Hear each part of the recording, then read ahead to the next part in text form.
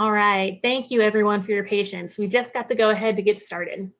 Everyone is here, and we're going to call the case of State of West Carolina versus Timothy Ray. My name is Judge Johnson.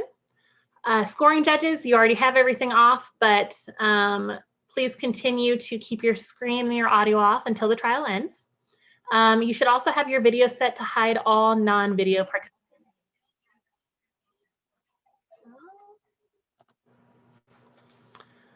Let's see here. You should have your video set to hide all non-video participants. This means that only the people on the screen right now should be the advocates and me. And that's right. Okay. Can the attorneys please make appearances? Good afternoon, Your Honor. My name is Carly Gubernick, and I, along with my co-counsel. Good afternoon, Your Honor. My name is Alan Carlson. We are Team 112, and we're here representing the defendant today, Timothy Ray. Okay. We do have a number of housekeeping items as well as a few motions in limine for you, Your Honor, if we can proceed with those after the prosecution introduces themselves. That sounds great. Prosecution? Good afternoon, Your Honor. Haley Vogt for the people of West Carolina. Good afternoon, Your Honor. Hannah Stone on behalf of the people of West Carolina. We also have housekeeping matters that we're ready to address with the court as soon as you're ready. Okay, thank you, advocates. Okay, so first on to preliminary matters. Sorry, there's a script they're giving me here and I want to make sure I'm covering everything. On to preliminary matters. Prosecution, you can go ahead and go first. Thank you, Your Honor. First today, we just asked the court's permission to use the screen share option during the course of this trial, or would you rather us ask permission before doing so? Please ask permission to share your screen. Okay, and when entering items into evidence today, would Your Honor prefer us to put the exhibit on the screen and have it constructively outside the presence of the jury, or would you rather us indicate where in the record the evidence is, and then once the proper foundation is laid, then put it up on the screen? Yes, please lay the proper foundation before you bring it up on the screen. Thank you. Of course. And would Your Honor prefer if we ask permission before questioning the witnesses today? No, you may go ahead and proceed. And would you prefer us to use speaking objections, or can we just object? And I'm sorry, I'm not clear on what you mean by that. Would you like us to make the objection and then give you the basis, or wait to see if you would like us to make our argument regarding the objection we're making? Go ahead and say your basis as you make the objection. Okay. All right, thank you. May we ask that all experts and witnesses be constructively sworn in today? Yes, you may. Okay, and with the court's permission, we would also like to use on-screen demonstratives. We've talked to opposing counsel and we have come to stipulations regarding a few demonstratives we're going to use, such as timelines, just making sure that that is okay with the court today. Any objections from the defense? We have no objections to the demonstratives themselves, so long as the proper foundation is laid during the course of trial. Okay, excellent. That sounds great. Great, and just a few more, Your Honor. Under Federal Rule of Evidence 615, we ask that all witnesses be sequestered during the course of today's trial.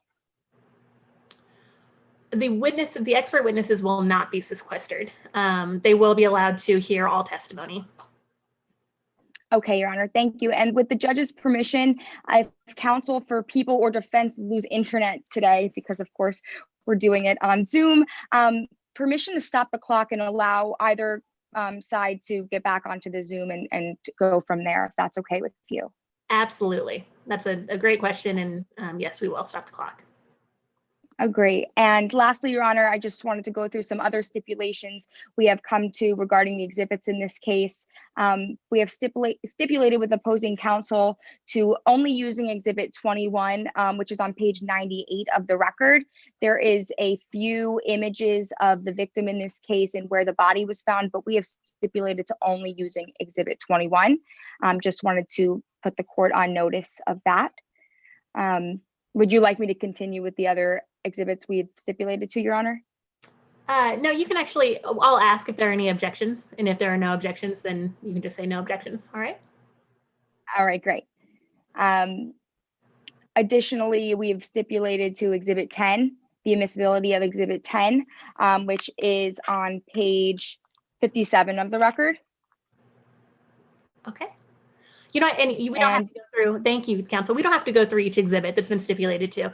As you move to enter it Okay. into evidence, then I'll ask for any objections, and then you can just say no objections for the other side if you have no objections, okay? No problem, Your Honor. I misunderstood Okay. what you meant before, but thank you. That's all of the housekeeping we have for the prosecution today.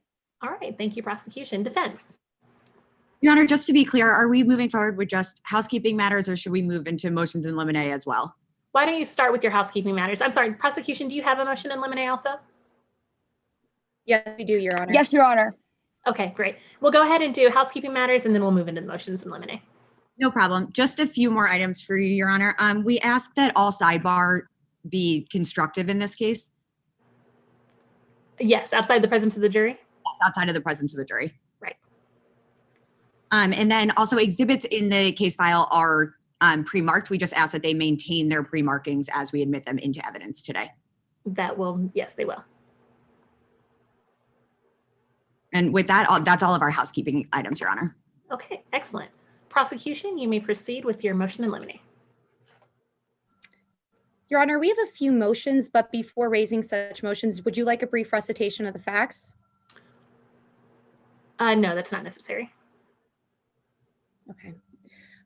Your Honor, drawing the court's attention to Exhibit 29, page 106 of the record, it is a photograph of Nathan Ray. Your Honor, we are asking this court to agree that during the people's openings and closings, we may use Exhibit 29 as demonstrative purposes. We do not plan on introducing Exhibit 29 for evidence, but we are asking to use them simply, this photograph simply for demonstrative purposes during openings and closings. Okay, any objections to that, defense? Yes, Your Honor. Today, the jury is going to hear about a man who was suffering from severe schizophrenia when he killed his 6-year-old son. We don't argue the fact that Timothy Ray physically caused the death of Nathan Ray. In this case, the jury's only job is to determine what Timothy Ray's mens rea was at the time that Nathan Ray was killed. That in mind, Your Honor, the photo that the people seek to use during their openings and closings only serves to inflame the emotions of the jury and detracts from their ability to do their job today, which is really to determine the mental status of Timothy Ray 2 years ago when Nathan Ray was killed. All right, prosecution, what's your response to that? Your Honor, pursuant to Federal Rules of Evidence 401, this photograph is extremely relevant since it is the victim in this case. And pursuant to Federal Rules of Evidence 403, the risk of unfair prejudice does not substantially outweigh its probative worth. While we are aware that this photo may elicit some emotion from the jury, Your Honor, this is the victim of this case. And this photograph will better aid the jury to understanding who the victim was. And again, we're only specifically limiting it to one photograph only. Okay. The photo will be admitted subject to laying proper foundation. Thank you, Your Honor. May I proceed to my next motion, Your Honor? You may. Drawing the court's attention to Exhibit 11, it begins on page 58 of the record, but however, we're specifically asking regarding the bottom of page 62 through page 63. It's titled Additional Interviews of Dr. Riley's Medical Report of the Defendant. We are asking that this evidence be redacted as evidence, and we're also respectively requesting to exclude any testimony regarding the additional interview section of this report as well, Your Honor. In your response, go ahead. Your Honor, pursuant to Federal Rules of Evidence 801, these interviews are hearsay since they're out-of-court statements being offered for the truth of the matter asserted. And if Your Honor finds that there is an exception to hearsay, pursuant to Federal Rules of Evidence 403, the prejudicial value of these statements substantially outweigh its probative worth, since the statements made by the declarants in this report are subjective as to the defendant's mental state. And again, this will most likely confuse the jury because they are subjective interpretations of the defendant. So we're asking to exclude and redact, Your Honor. Defense, what's your response?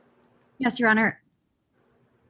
These statements fall squarely within the exception to the hearsay rule under 803.4, as they are statements made for the purpose of a medical diagnosis. They describe Mr. Ray's past and present symptoms from the people that know him best, people from all walks of his life.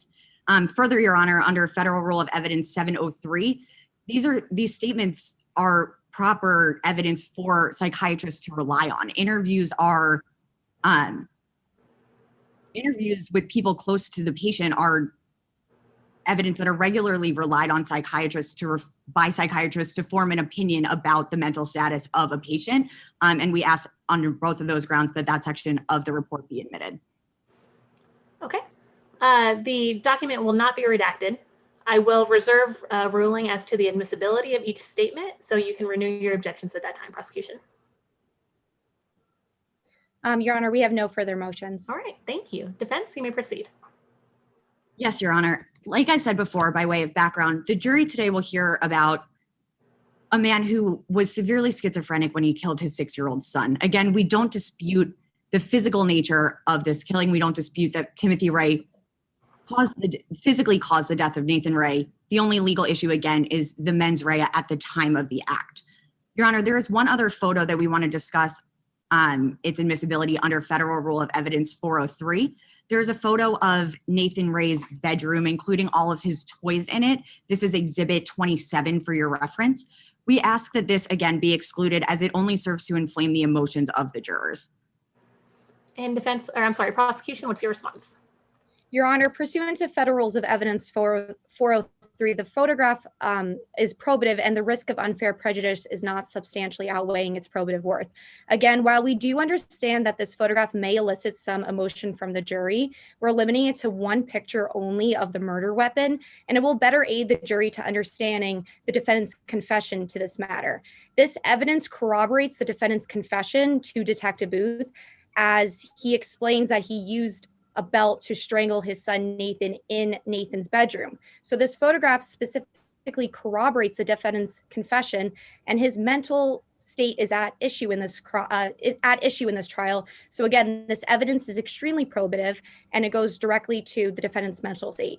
And we ask that it is admitted, Your Honor. Okay. I'm sorry. What was that? Defense? Your Honor. You may. We have no objection to the jury seeing a cropped picture of the belt itself. Our objection is really just to the surrounding area, to the child's bedroom, including the toys. That's the portion of the photo that we think serves to just inflame the juror's emotion and which should be excluded under Federal Rule of Evidence 403. It's not an objection to seeing the murder weapon itself. And prosecution, what's your response to that? Your Honor, again, pursuant to Federal Rules of Evidence 403, this probative value of the surrounding portions of this photograph is extremely probative because, again, Your Honor, it goes directly to corroborate the defendant's confession that he did strangle his son Nathan in Nathan's bedroom. So while we do understand that this may elicit some emotion, we are, again, only specifically limiting it to one photograph only, and it will better aid the jury to understanding the defendant's confession and how he had the ability to recount where the crime actually occurred. Okay. The photo will not be excluded. However, you can always renew your objections at the time that it's tried to be admitted in evidence. All right. Understood, Your Honor. Anything further? Yes, Your Honor. In this case, we as the defense counsel made a decision not to allow the government psychiatrist, Dr. Mac LaGreca, to evaluate our client. We moved that the prosecution be barred from mentioning this, as a lawyer's decision is irrelevant to what Mr. Ray's mental status was 2 years ago when Nathan Ray died. What's your response to that, prosecution? Your Honor, we are of the position that this should not be barred from testimony today. It was a fact that our expert, Dr. LaGreca, requested to examine the defendant in this case. However, it is also the doctor's, in the doctor's opinion, that he was not able to examine the defendant.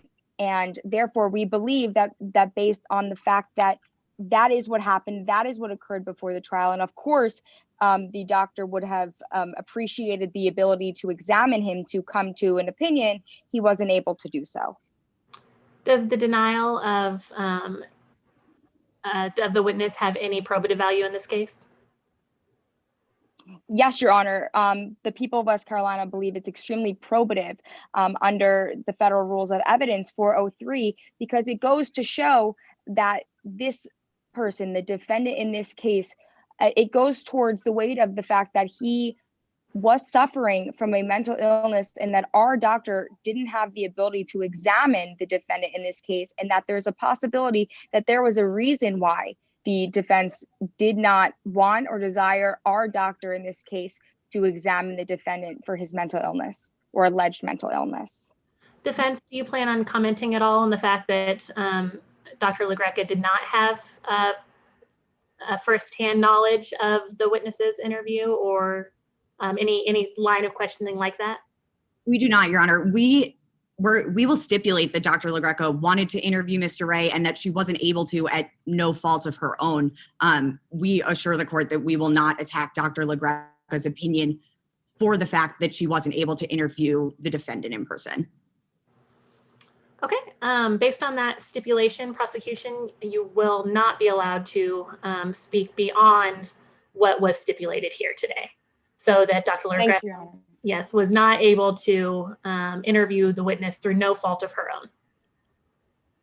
Okay. Thank you, Your Honor. Yes. Anything further, defense?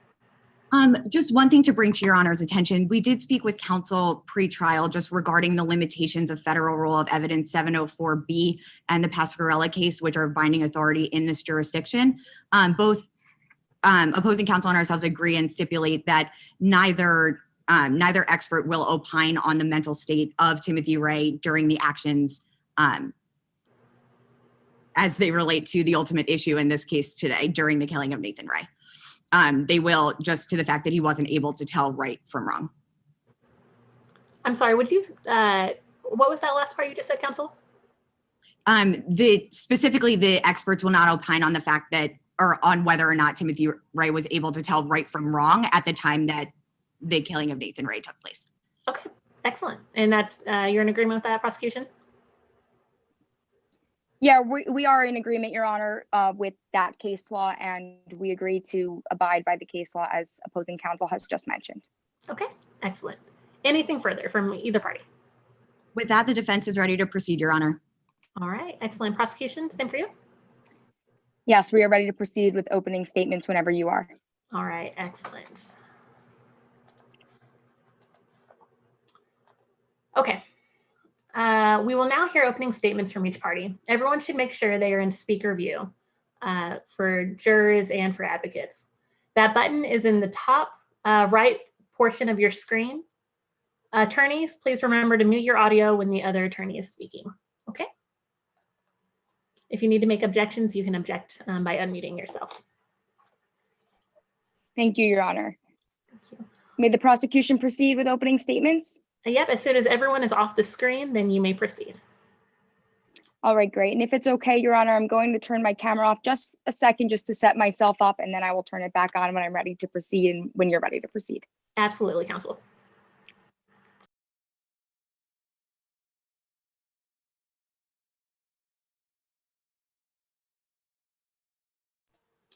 I would remind prior to prosecution starting that each team is responsible for their own timekeeping, and I will be conducting time checks throughout the trial.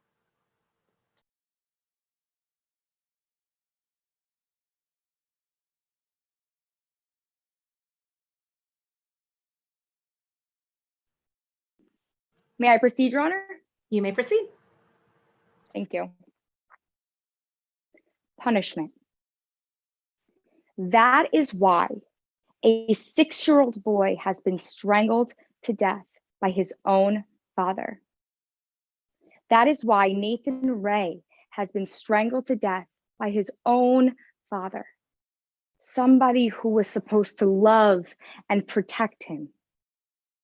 Punishment is the reason that at 6 years old, Nathan had to look his hero in the eyes and fight for his life as he took his last gasping breath of air on this earth. Because by punishing Nathan, the defendant was really punishing his ex-wife, Jessica. Punishing Jessica for cheating on him. Punishing Jessica for leaving him. And punishing Jessica for filing for divorce just 1 week before Nathan Ray's body was found buried here in West Carolina. Good afternoon, ladies and gentlemen of the jury. My name is Hannah Stone, and today, along with my co-counsel, Ms. Vogt, we represent the people of West Carolina. Nobody today is going to come up here and tell you that anyone else is responsible for the gruesome death of Nathan Ray, because you will hear from Detective Blake Booth, the lead investigator in today's case, who is going to tell you how the defendant was able to recount moment by moment the details and the intentional steps that the defendant took on October 17th, 2018, when he strangled his son. On the morning of October 17th, the defendant and his son were sitting in the kitchen. Nathan was having breakfast, and that day, like any other 6-year-old boy, Nathan made a complete mess. He spilled his apple juice all over the counter and spilled it on his dad's laptop. And when his dad realized that his laptop was broken, he got angry. That's when he took his first intentional step in punishing Nathan. He began to yell and scream at him. And a scared 6-year-old boy ran up the stairs to his bedroom, a place where he should have felt safe. But that's when the defendant took his next step. He followed Nathan up those stairs and took another step. He made Nathan do physical punishment, jumping jacks and high knees. But when Nathan just stood there, crying and screaming for his mom, the real person that the defendant wanted to punish, that's when he took his next step. The defendant, Nathan's father, walked into his bedroom and he grabbed a belt. And he sat on his bed and he reflected on what he was about to do and why he was about to punish Nathan. And he made the conscious decision to get up from his bed, walk back into Nathan's room, and he began beating his son with that belt. And when that wasn't enough, he tied that belt around Nathan's neck and he pulled tight. And he pulled tighter and tighter and tighter until this little boy, this 6-year-old boy, couldn't breathe. He pulled tighter until this 6-year-old boy couldn't move. Tighter until Nathan Ray couldn't cry for his mom anymore. But the defendant took another step. Knowing what he had just done was wrong, he researched how to get rid of his son's body. He then threw Nathan's lifeless body into a trash bag, loaded it into his car, and drove around for 2 full days until he buried his son in a shallow grave in Brandywine State Park. Today, there will be no evidence presented to you that indicates that when the defendant committed this crime, that he was suffering from a temporary break from reality. To the contrary, you will hear that the only time that the defendant complained of symptoms of a mental illness, like seeing things or hearing things, was after he was caught on October 19th by Officer Wentz and found with bleach, trash bags, and a dirty shovel. And when people fake symptoms of a mental illness to try to get away with something wrong that they have done, there's actually a word for that, and it's called malingering, which is why today you will have the chance to hear from 2 forensic psychiatrists, and they're going to talk about the meaning of malingering. We, as the people of West Carolina today, embrace our burden of proving to you beyond a reasonable doubt that the defendant knew and intended to kill his son. And we are confident that at the end of this trial, when my co-counsel comes before you, walks you through all of the evidence, like the confession, like the fact that the defendant was able to recount what he had done and was able to reflect on what he was about to do, will prove beyond any doubt that he knew and intended to kill his son. Nathan is no longer here with us today. So we must demand justice for Nathan. which is why when you go into that deliberation room, you will have one choice, and that is to find the defendant guilty of the first-degree murder of his own son, Nathan Ray. Thank you. All right, thank you, counsel.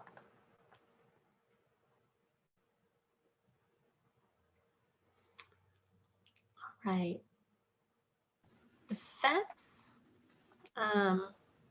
you may proceed. Yes, Your Honor.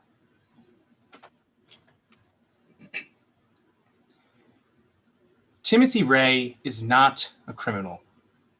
He is not a father who maliciously killed his child. You see, mental illness runs in Mr. Ray's family, and he has suffered from a severe mental illness for some time now, including extreme paranoia, voices, and hallucinations. And his severe mental illness, his schizophrenia, not only caused Mr. Ray to lose his sanity, but caused a far greater tragedy: the death of his son, Nathan. This is a trial about a severe mental illness that went unnoticed, unchecked, and untreated. Now, if today's trial was about whether Nathan's death is a tragedy, well, it would be over before it even began, because everybody agrees that the death of a child is unquestionably tragic. But today's trial is about whether Mr. Ray is criminally responsible, or whether his conduct was a result of a severe mental illness. And that's what the insanity defense is about: ensuring blame is properly placed on those who understood what they were doing when they were doing it, not on those that suffer from a sickness. Mr. Ray is 34 as he sits before you today, but his history of mental health issues started when he was a kid. At the age of 6, his mother was institutionalized for symptoms resembling that of schizophrenia. By age 10, he himself began to hear voices. And in his 20s, he began to suffer from depression, anxiety, and eventually extreme paranoia. And these mental health issues were active in the years leading up to Nathan's death. In 2015, 3 years before Nathan died, Mr. Ray became paranoid, hearing voices that his wife was cheating on him. A year later, he experienced visual hallucinations. His wife would describe that he would go weeks without showering. He would lock himself in a bathroom for hours at a time, refusing to come out. Mr. Ray was battling a serious mental illness, and he was losing. In the months leading up to Nathan's death, a series of events occurred that broke Mr. Ray. In 2018, Mr. Ray's wife did have an affair. All of a sudden, the voices that had been telling him for 3 years that his wife was cheating on him, well, they were telling the truth. The voices became real. And these voices became more frequent, more commanding. These voices told Mr. Ray that his wife and his son were planning to leave him. They told him that his wife was planning to sabotage him. Remember, to Mr. Ray, the voices were right about the affair. Why wouldn't they be right about this too? Only days before Nathan's death, Mr. Ray's wife told him she was filing for divorce. She was leaving him. And once again, the whispering voices became reality. This brings us to the day of Nathan's death. That morning, Nathan spills juice on Mr. Ray's laptop. The voices tell him it's a trick. They tell Mr. Ray that the juice is part of his wife's plan to split up the family. And so when they tell him to punish his son, he does. But what you are going to hear from Dr. Riley, a psychiatry expert with decades of experience, especially in treating those in the military, is that Mr. Ray was in a schizophrenic episode the day Nathan died. Dr. Riley has treated this patient before. She first treated him in 2010. And Dr. Riley spoke with those that knew Mr. Ray most: his father, his boss, his ex-wife, Nathan's own mother. And the doctor that's treating Mr. Ray right now corroborates Dr. Riley's diagnoses through their treatment and their prescription. Dr. Riley found and will tell you using tools of science that Mr. Ray is a schizophrenic, and that schizophrenia is a disease that can prevent someone from knowing right from wrong or the nature and quality of their acts. The prosecution's case at bottom is that they can prove that this guy is a cold-blooded murderer beyond a reasonable doubt. But you will know that is not true because Mr. Ray was insane. There will be clear and convincing evidence that Mr. Ray was a schizophrenic, and that as a result of that severe mental illness, he was not able to tell the right from the wrong of what he was doing. Everyone wants justice for Nathan Ray. But that justice is not found by making a criminal out of a man who suffered from a severe mental illness that went unnoticed, unchecked, and untreated. And that's why at the end of this trial, my colleague, Ms. Gubernick, will come before you and ask for the only just verdict in today's case. Timothy Ray is not guilty by reason of insanity. Thank you. All right, thank you, counsel. Before the state calls its first witness, I will ask everyone to switch back to gallery view. Again, the button's at the top right portion of your screen, and this will allow you to see the attorneys and the witnesses at the same time.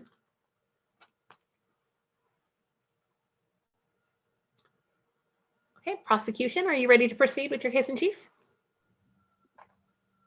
Yes, Your Honor. All right, you may go ahead and call your first witness. We're calling Detective Blake Booth to the stand. All right, and as a reminder, Mr. Booth, you will be constructively sworn. You have been constructively sworn. And then defense. There we go. Okay, you may proceed, counsel. Thank you, Your Honor. Detective Booth, how are you doing today? I'm doing well, thank you. Can you tell us a little about yourself? Sure, I'm a detective with the Skeleton County Police Department's Homicide Unit. I've worked for them for about 20 years now. Okay. And I'm going to ask you some questions for why we are in court today, Detective Booth. Can you please tell us your connection to this matter? I was the lead detective assigned to Nathan Ray's missing persons case, which later then turned into an investigation into his death. And Detective Booth, who was Nathan Ray? Nathan was the 6-year-old son of Jessica Ray and Timothy Ray, the defendant. Okay. Detective Booth, switching topics, I'm going to ask you some questions regarding the night of October 19th, 2018. Can you please tell us how your investigation began that night? Yes, I was at home that night when I received a call from Officer Peyton Wentz that a suspect involved in Nathan's disappearance had been apprehended at a sobriety checkpoint. So I drove to that checkpoint, and when I got there, I saw the defendant sitting on the side of the road in handcuffs, and his car was pulled off to the side. So I spoke with Officer Wentz, and then I went over to the defendant and told him that we needed to bring him back to the station to answer some questions for us.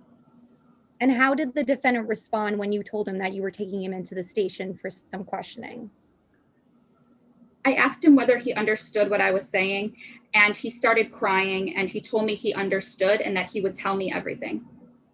Okay. And Detective Booth, what made you believe that the defendant actually understood you? Well, the entire time I was talking to him, he made eye contact with me. He spoke coherently when he answered my questions. There was really nothing about my interaction with him that made me think that he couldn't or didn't understand what I was saying to him. Okay. And after you told the defendant that you were taking him into the station for questioning, what did you do next? We brought the defendant to the station, and after that is when I began my interview. Okay. Detective Booth, I'm going to ask you some specifics regarding your interview with the defendant. How did you begin your interview? I began my interview by asking him who Nathan was and what had happened to him. This is when the defendant grew very upset and told me that he didn't mean to and he didn't know. And, at this point, a 6-year-old child had been missing for over 72 hours. And so I explained to him that in order for me and my team to help Nathan, I needed him to tell me what he knew. And then that's when he told me that the last time he had seen Nathan was on October 17th, 2018. Okay. And what was discussed regarding October 17th? So the defendant told me that on that day, he was at home getting ready for work with Nathan. And Nathan was eating breakfast. And while he was eating breakfast, he spilled his apple juice all over the defendant's work computer. And what happened after Nathan spilled his apple juice? The defendant told me that he needed to punish Nathan for listening to his wife, Jessica, about spilling the juice. And the defendant confessed to me how he had felt as if Jessica had convinced Nathan to spill that juice. So, at this point in time, the defendant and Jessica were separated. And so the defendant was telling me that he thought Jessica wanted to take Nathan away from him. Okay. And after speaking about how he felt Jessica wanted to convince Nathan to spill the juice, what happened next regarding the morning of October 17th? So first he yelled at Nathan, and that's when Nathan cried and he ran to his bedroom. And the defendant followed Nathan up the stairs. And when he got to Nathan's room, that's when the defendant began to physically punish Nathan. And Detective Booth, how did the defendant physically punish Nathan? Well, he made Nathan do jumping jacks and run in place with high knees, but Nathan cried and screamed instead of doing the exercises. And how did the defendant react when Nathan cried instead of doing the exercises? He told me that he walked down the hall to his own bedroom, that he got a belt and from his closet and went back to Nathan's room to punish Nathan with the belt. Detective Booth, what did the defendant do with his belt? He took the belt and physically hit Nathan on the butt with it, which caused Nathan to cry and scream for his mother, Jessica. And what did the defendant do when Nathan screamed for his mother? The defendant explained that he needed to make Nathan understand that he shouldn't listen to Jessica. So he put the belt around Nathan's neck and pulled it tight until Nathan stopped screaming, and again tighter until Nathan stopped moving. And that's when the defendant admitted to me that he had strangled his young son to death. Okay. Detective Booth, what did you do after the defendant admitted to killing his son? He told me that he had put Nathan's body in his car and drove around with his dead body for a few days. The defendant told me that he buried his son's body in Brandywine State Park. At that point, I had all the information I needed, and so my interview with the defendant ended. Okay. And Detective Booth, you mentioned a few times that the defendant wanted to punish Nathan for listening to Jessica. How often did the defendant mention Jessica during your interview with him? He consistently mentioned either Jessica or she or her at least 16 times during our interview. The defendant, he just kept reiterating to me that he needed to punish Nathan for Jessica because he felt that Jessica wanted to take Nathan away from him as part of their divorce. Okay. And throughout your entire interview with the defendant, what was his demeanor like? He remembered October 17th very vividly. At times he was very upset and he would cry and he would shake, but the entire time he spoke coherently and gave me all of the details about how it happened and where he had buried Nathan. Okay. So Detective Booth, once your interview ended with the defendant, can you tell us what you did next as part of your investigation? Sure. At that point, I took a team of officers to search Brandywine State Park for Nathan. And what did you find during your search of Brandywine? About an hour and a half into the search is when we found Nathan's dead body inside of a black trash bag that was buried in a shallow grave. That's when I instructed my forensics teams to take photographs and preserve and process the crime scene. Okay. Your Honor, at this time, I would like to draw the court's attention to what has been previously marked as People's Exhibit 21 for identification purposes. It's on page 98 of the record, Your Honor. Opposing counsel does have a digital copy of the record. And Your Honor, I'm aware that you have one as well, but would you like us to email you a copy? No, I'm fine. Thank you. You may proceed. Okay. And I know Detective Booth also has a digital copy of the record. So Detective Booth, do you recognize this photograph? Yes, this is the photograph that we took where we found Nathan's body in the trash bag in Brandywine State Park. And how are you familiar with the scene portrayed in the photograph? I was physically present during the search of Brandywine State Park. I saw this trash bag with Nathan's dead body inside of it, and I was the person who instructed my forensics teams to take photographs of this area. Okay. And does the scene portrayed in this photograph fairly and accurately represent the scene as you remember it on October 20th, 2018? Yes. At this time, Your Honor, the people move into evidence what was previously marked as People's Exhibit 21 for identification purposes as People's Exhibit 21. All right. Thank you. Any objections? No objections, Your Honor. All right. It will be admitted as Exhibit 21. Your Honor, permission to publish to the jury? You may. Thank you, Your Honor. Detective Booth, Nathan's body was found in the same state park that the defendant had confessed to burying him in, correct? Yes, that's correct. Okay. And Detective Booth, after your team took photographs of the scene, what did you do next? Well, I had to do what every officer dreads doing, and I had to call Jessica to tell her the news about her son. And that's when I was issued a warrant to search the defendant's car, his phone, and his home.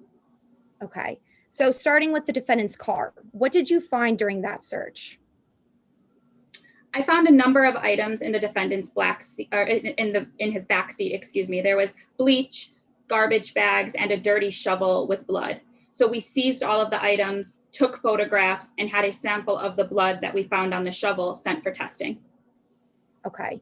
And regarding the defendant's home, what did you find during that search?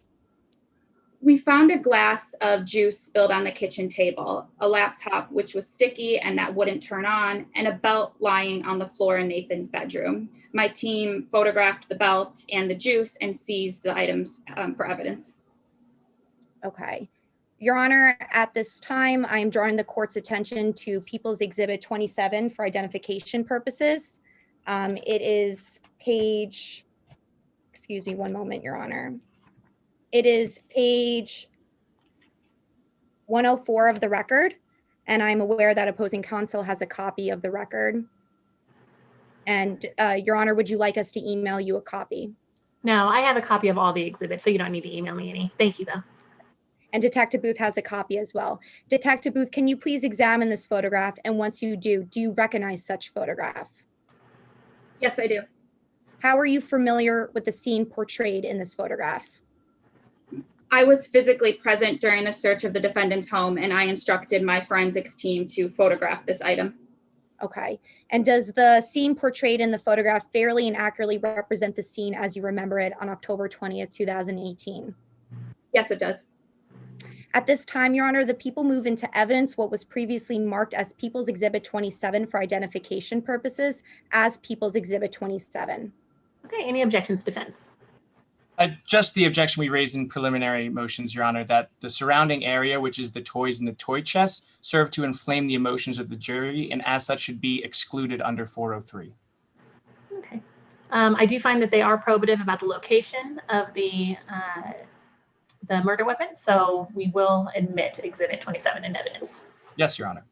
Thank you, Your Honor. Permission to publish to the jury? You may. Detective Booth, the glass of spilt juice, the sticky laptop, and the belt found in Nathan's room were consistent with the defendant's confession as to what occurred on October 17th, correct? Yes, that's correct. Okay. Detective Booth, switching gears, you mentioned obtaining a search warrant for the defendant's phone. What did you find during that search? We screenshotted 3 relevant searches in the defendant's recent internet search history. And can you explain to us what screenshotted means? Sure. Screenshotting is essentially just taking a picture of the particular screen on your iPhone, and that screenshot is then saved as a photograph. Okay. Your Honor, drawing the court's attention to People's Exhibit 2010, drawing the court's attention to People's Exhibit 10 of the record, page 57. I'm drawing the court's attention to what has been previously marked as People's Exhibit 10 for identification purposes. Opposing counsel has a copy. I know Your Honor also has a copy, and Detective Booth does as well. Detective Booth, can you please examine this photograph? And once you do you recognize such photograph? Yes, this is the defendant's recent internet search history that we screenshotted for evidence. And how are you familiar with the images portrayed in this photograph? I was the detective who searched the defendant's iPhone, saw this search history, and took these screenshots. And does the image portrayed in the photograph fairly and accurately represent the image as you remember it on October 22nd, 2018? Yes, it does. At this time, Your Honor, the people move into evidence what was previously marked as People's Exhibit 10 for identification purposes as People's Exhibit 10. Any objections, defense? No objections, Your Honor. All right, it will be admitted. Your Honor, permission to publish? You may. Detective Booth, what does the defendant's search history show? It shows that the defendant made 3 recent internet searches. First, countries that don't extradite for murder charges. Second, how to get rid of a body. And third, will bleach destroy a body. And Detective Booth, the internet search of will bleach destroy a body was consistent with the bleach found in the defendant's car, correct? Yes, that's correct. Okay. And Detective Booth, after you found Nathan's body in Brandywine, what happened to his body? An autopsy was performed. And were you present during such autopsy? No, I was not, but I reviewed the medical examiner's report. And what was Nathan Ray's cause of death? Homicide by asphyxiation. What is asphyxiation? Being strangled to death. And that's consistent with the defendant's confession as to how he strangled Nathan to death? Yes. No further questions, Your Honor. Okay, thank you, counsel. Defense, are you ready to cross this witness? Yes, Your Honor. All right, you may proceed. Detective Booth, you know that the jury has to decide whether Mr. Ray was mentally ill at the time of his son's death. Yes. You're responsible for the audio and videotape not being preserved of your interrogation with Mr. Ray, is that correct? I preserved the transcript. But Detective, you're responsible for the audio and videotape not being preserved of that interrogation, is that correct? No, IT is the person that would be doing the preservation of the tapes. Detective, you're the lead investigator in this case, is that right? Yes. You conducted the interrogation. Yes, I did. And you were aware that if a preservation wasn't made 30 days after the interrogation, the tape would be deleted. Yes, I knew that. And it's your testimony today that it was not your choice to allow the audio and video recording to be deleted? I didn't say it wasn't my choice. I said that I preserved the transcript and that IT is the person who would be preserving the actual evidence. But answering my question, Detective, it was your choice not to preserve the audio and video recording. Is that correct? Yes, that's correct, because we had the transcript. Now, that audio and video recording had the sound of Mr. Ray's voice. Is that right? Yes. It had what he looked like that night. Yes, we also have a picture that we took as well. But because we don't have the audio and video recording, the jury can't see or hear Mr. Ray the night of his interrogation. Is that right? No, that's not correct, because like I just said, we did take a picture of him and that's in our file. I'm sorry, but Detective, we can't hear the sound of Mr. Ray's voice that night. Is that right? Yes, that's correct. All we have for those qualities are your memory. My memory and Officer Wentz's memory. But your memory can't be trusted, can it, Detective? Yes, my memory can be trusted. Well, let's talk about it. You testified at a preliminary hearing in this case, is that right? Yes, I did. And that was the first hearing for this trial. I don't know that for sure. It was the first one I was involved in. It was in front of a judge. Yes, it was. And you testified under oath. I did. And that hearing was only 2 months after your interrogation. That sounds about right. And when you were asked in that hearing if Mr. Ray brought up the CIA, you responded, no, he never said anything like that. Is that correct? Yeah, I was asked if he did at the checkpoint, which he didn't. So that was why that was my response. Well, hang on, Detective. Later on in that preliminary hearing, when you were discussing the interrogation, you also said nothing the defendant said was odd. Is that correct? Yes, that's correct. Now, the defendant accused you of being in the CIA, didn't he? He did. People I'm interviewing say crazy things all the time. You'd be surprised. But Detective, he accused you of being in the CIA not once, but at least 3 times. I don't have our transcript in front of me, but it was a couple of times. And I say at least 3 times because the first time he mentioned the CIA was before the transcript or audio and video recording were recording. Is that correct? I'm not sure what you mean. Well, let's take a look. If you could pull up Exhibit 3 in your electronic notebook, please, let me know when you have it.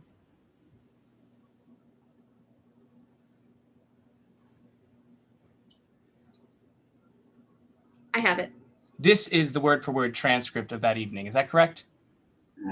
Yes, it is. Your Honor, I move to admit Exhibit 3 into evidence. Any objections? No objections, Your Honor. It will be admitted into evidence. And Your Honor, permission to publish Exhibit 3, specifically page 41, lines 22 to 23 on the screen. These demonstratives have been shared with opposing counsel pre-trial. And yes, you may. Detective, when you were asked if you were from the CIA by Mr. Ray, you responded, "Mr. Ray, we've been over this. You asked me the same thing earlier. Remember when I gave you that waiver of rights form, you asked me if I was from the CIA." Those are your words, correct? Yes. Now, there's no recording of that conversation regarding the Miranda rights. Is that correct? No, there's not. We don't have any video of you getting Mr. Ray to sign that form. No. Again, all we have for that interaction is your memory. Yes. When Mr. Ray brought up the CIA, you didn't get a medic. No, there was no reason to. He was fine. Excuse me, you did not get a medic when Mr. Ray brought up the CIA. Is that correct? No, because like I said, suspects say crazy things all the time, and we can't call a medic every time, somebody says something to me off in an interview. That's just not how it works. We don't have the resources to do that. Detective, I'm just asking, you didn't consult a medic or a mental health professional, yes or no? No, I did not. You just kept interrogating him, correct? I kept questioning him, yes. At 2:17 in the morning. I don't have the exact time, but that sounds about right. Now, during this interrogation, Mr. Ray was visibly upset. Is that correct? At times he was, at other times he wasn't. And the transcript shows us that he was talking about voices. I don't recall him mentioning voices. I thought you had a great memory, Detective. I do, but if, it's been 2 years. Well, let's take a look at the transcript together, okay? Your Honor, permission to republish Exhibit 3? Yes, you may.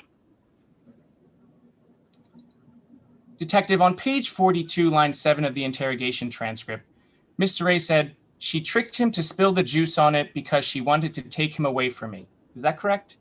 Yes, that's correct. Now, on that same page, lines 22 to 24, he said, "You have to know how ashamed I am. You have to know how sorry I feel.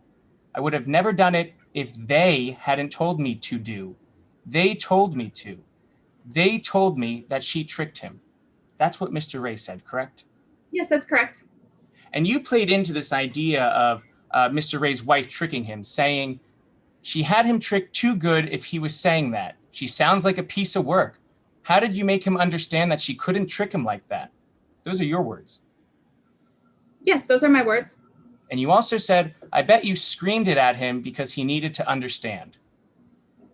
Yes, those are my words. Now, Mr. Ray's behavior the night of his interrogation wasn't the only time you were alerted to possible mental health issues. Is that correct? No, that's not correct. Well, what I'm talking about is that Mr. Ray's ex-wife shared with you her concerns about his mental health. Isn't that right? I don't believe she did. Jessica? That's correct. Did you call Jessica Ray to report that, you called Jessica Ray to report that her son's body was found. Is that right? Yes, I did. And when you called her, she was devastated. Yes, she was. Like I said, no officer wants to have to call the parent and make that phone call. Of course she was. She was sobbing uncontrollably. Yes, she was very upset. And on the phone, she told you, "I knew I should have never left Nathan alone with him when he was acting strange." Objection, Your Honor, hearsay. Your Honor, this is an exception to hearsay as it is an excited utterance. Ms. Ray just found out that her son's body was found dead. She was devastated and sobbing uncontrollably, so she was still under the effects of that startling event, and therefore it is admissible. Any response, prosecution? Your Honor, again, it's not a, I'm sorry, no, withdrawn. Okay. You may continue. Sorry, could you Detective, repeat your question? I would be happy to. She told you, I knew I should have never left Nathan alone with him when he was acting strange. Yes, that's what she said. She told you, I knew he was going crazy. Yeah, people say that all the time. Like I said, I have a lot of crazy people that I interview as suspects. Detective, just answering my question though. Mrs. Ray told you that I knew he was going crazy. Is that correct? Yes, that's correct. I'd like to bring you back to the transcript just for a moment. Your Honor, permission to republish Exhibit 3? You may. Mr. Ray said, I didn't mean for any of this to happen. I didn't mean to kill him. Yes, he said that. I mean, now he knew he was caught, so it's not surprising he'd say something like that. Detective, you talked a lot on direct examination about your interrogation. I'm just asking about this transcript. He said, I didn't mean for any of this to happen. I didn't mean to kill him, correct? Yes, that's correct. And Mr. Ray also said, I didn't know what was happening. Yes, you'd be Thank surprised. A lot of people say things like that. Detective, once more. The transcript says, I didn't know what was happening. Yes or no? Yes, that's what it says. Thank you. Nothing further, Your Honor. Okay. Any redirect? Just a few questions, Your Honor. May I proceed? You may. Detective Booth, why did you not ask Mr. Ray who they was? I didn't think it was necessary. I mean, he mentioned Jessica over 15 times in this interview, and every time he brought up they, he was talking about how he killed Nathan to punish Jessica and because of Jessica. So every time he brought up Jessica and then started talking about they, I assumed that's who he was talking about. No further questions, Your Honor. Thank you. This witness may be excused. Thank you. Prosecution, do you have further evidence? Yes, Your Honor. The people now call Dr. McLagreca to the stand. All right. Dr. LaGreca, you have been constructively sworn. Thank you. May I proceed, Your Honor? You may. Thank you. Good morning, Dr. LaGreca. How are you doing today? Good, how are you? I'm good. Can you just tell the jury a little bit about yourself? Absolutely. My name is Dr. McLagreca, and I am a forensic psychiatrist. What is forensic psychiatry, doctor? Forensic psychiatry is the practice of assessing and treating people in prisons, hospitals, or the community that have mental health problems. But you also need to have a good sense of where mental health comes into connection with the law. All right. And what education did you get to become a forensic psychiatrist? So in 1994, I graduated from the University of Delaware, got my bachelor's of science in chemistry. I then went to University of Pennsylvania School of Medicine and got my MD. After that, I went to residency at UCLA and then was certified in general psychiatry. And then in 1994, I went back to UPenn to complete my fellowship. And what did you do after your fellowship? After my fellowship, I opened a private practice until 2017. And then I became the program director at West Carolina School of Medicine, the forensic program director, actually. And we run the fellowship. And I also teach at Jamie Spears Hospital. Great. And what board certifications do you have? So I'm board certified in psychology in New Jersey, West Carolina, and Pennsylvania. I am also certified by the American Board of Psychiatry and Neurology, specifically in forensic psychiatry. What does it mean to be board certified, doctor? It means that you have mastered the skills and knowledge specific to that field and have proven it through exam. What else in the fields of forensic psychiatry are you involved in? Sure. So I'm part of the American Medical Association. I'm also part of the American Academy of Psychiatry and the Law. And I am part of the American Psychiatric Association, which I was president in 2016. Great. And doctor, what experiences have you had testifying in a trial like the one that brings us here today? Sure. So I've tested in about 7 criminal trials for different mental health issues, including schizophrenia, bipolar, so forth. Great. Your Honor, at this time, pursuant to the Federal Rule of Evidence 702, we are now tendering Dr. Mac LaGreca as an expert in forensic psychiatry. Any objections to this? No objections to that tender, Your Honor. All right, she will be so formally recognized. Thank you, Your Honor. Dr. LaGreca, please answer the rest of these questions with a reasonable degree of medical certainty, okay? Absolutely. Great. To your knowledge, why were you asked to offer your expert opinion in today's case? The defendant in this case is alleging that he strangled his son due to a schizophrenic episode. And so I was asked to render an opinion on his mental state. And can you explain to the jury what schizophrenia means in simple terms? Sure. So there's a DSM list of symptoms that they need to have, but essentially it's inability to think, act, and feel within normal reason, within sense of reality. And how do you, as a forensic psychiatrist, determine when somebody has schizophrenia?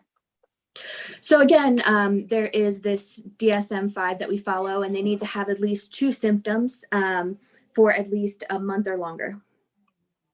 And what do these symptoms include, doctor? Delusions, which are fixed false beliefs, hallucinations, which can be auditory or visual or tactile. It also includes cognitive function issues and flat affect or other negative symptoms. Great. So hypothetically, doctor, if somebody thinks their spouse is cheating on them, what symptom of schizophrenia would that fall under? Well, if their spouse is cheating on them, none. That's just what they feel. All right. Now, doctor, I want to talk to you about the defendant in this case. But before you came to this trial, what did you review? So I reviewed the testimony of the defendant's family doctor, as well as the testimony from Dr. Riley for the prosecution. I also looked at photos of the scene and other expert reports. I did not actually get to interview the defendant. All right. And after reviewing the documents, what basic information did you learn about the defendant? So he graduated from Skelton University, summa cum laude, which is great, in computer science. And I found that very fascinating. He then joined the Army and then worked at Computerland as a fantastic employee. Again, all of this stood out to me.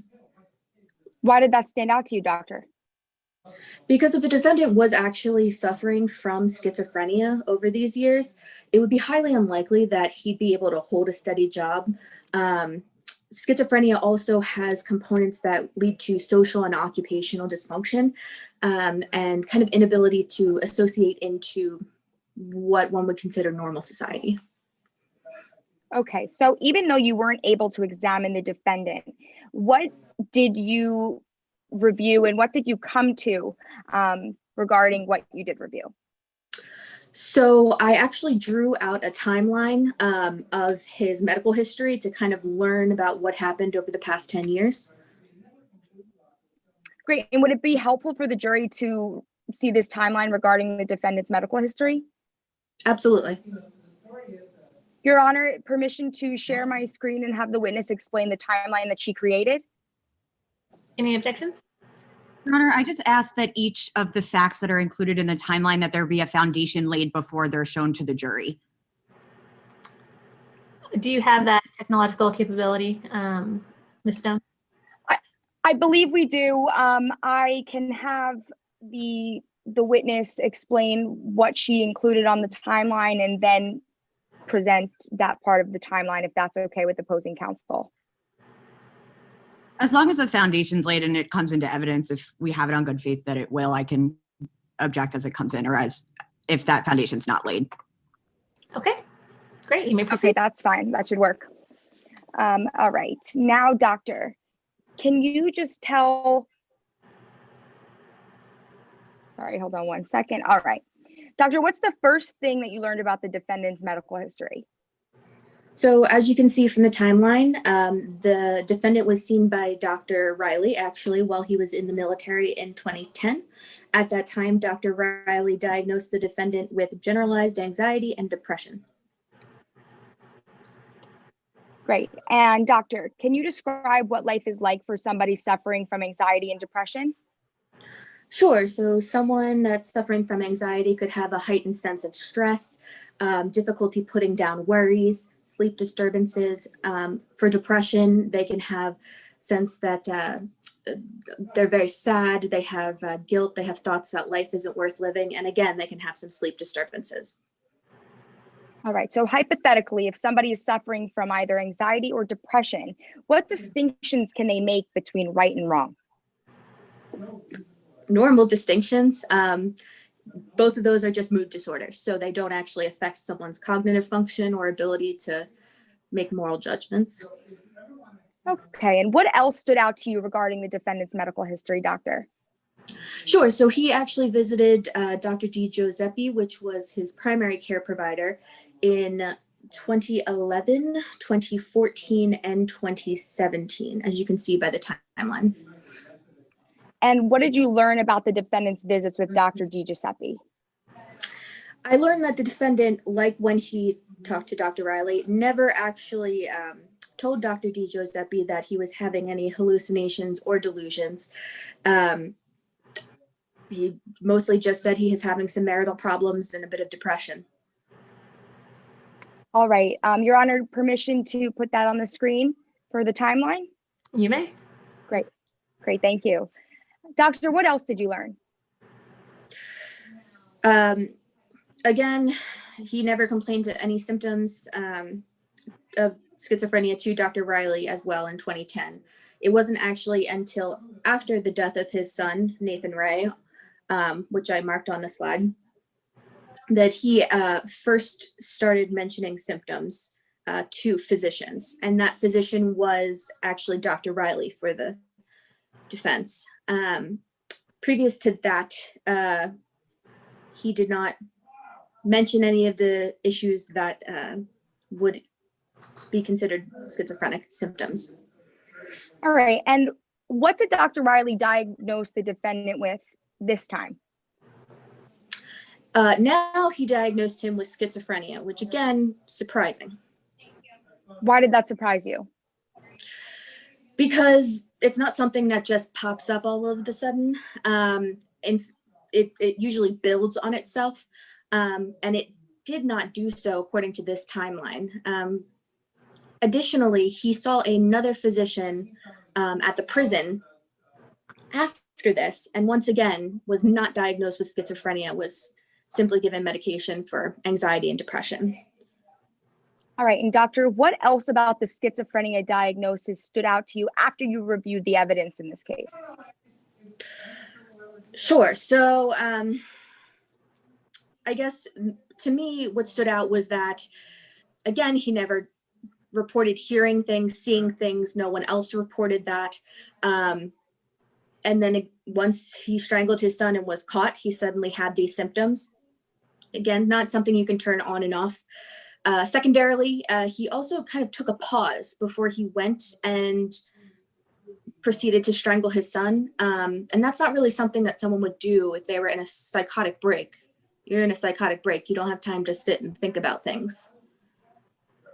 Great. So after the defendant was seen by the doctor in prison, what was he diagnosed with? He was not diagnosed by the prison doctor.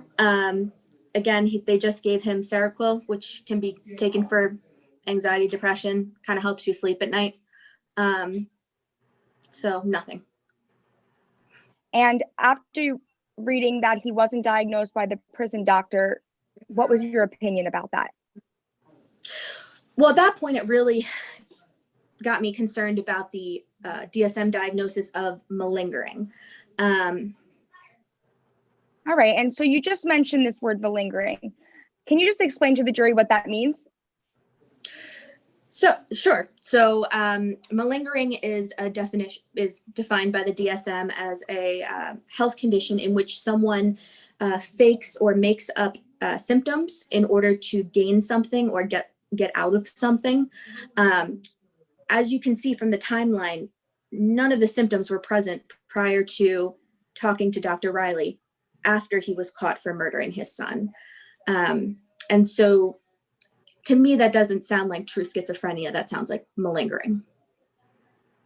All right, doctor. So just briefly, you've created this timeline. Can you just explain to the jury what this shows regarding malingering? Sure. So to me, this timeline is evidence that he only started having symptoms after he was caught. So he was trying to get out of getting in trouble for being caught, in my opinion. There's not really good evidence that he was actually suffering from schizophrenia prior to this, based on any of the physician reports, including Dr. Riley's in 2010. Thank you, doctor. No further questions. However, Your Honor, at this time, the people respectfully request that this timeline be marked as Court Exhibit 1 for demonstrative purposes so that we can use it later in closing statements. It will be so marked. Thank you, Your Honor. Yes, thank you. Defense counsel, are you ready to proceed with cross-examination? Yes, Your Honor. May I proceed? You may. Doctor, if you make incorrect assumptions, you're flawed. I'm sorry, what? Doctor, if you make incorrect assumptions, your opinion could be flawed. Isn't that true? I don't understand. I'm sorry, I don't understand what you mean by this. If you base your opinion on an incorrect assumption that you made, that opinion could be flawed. Isn't that true? Objection, speculation. Overruled. I guess it's okay. People with severe mental diseases often experience childhood trauma when they're growing up. Isn't that true? Sure, but also people that don't experience mental illnesses also experience childhood traumas and turn out fine too. Lots of people experience trauma. But you assumed that Mr. Ray's childhood trauma was not significant. I at no point felt like I said that. Well, Doctor, Can you? Doctor, you know that Mr. Ray was abused as a child. I read it in some of the reports that he had a tough childhood, but again, lots of people do.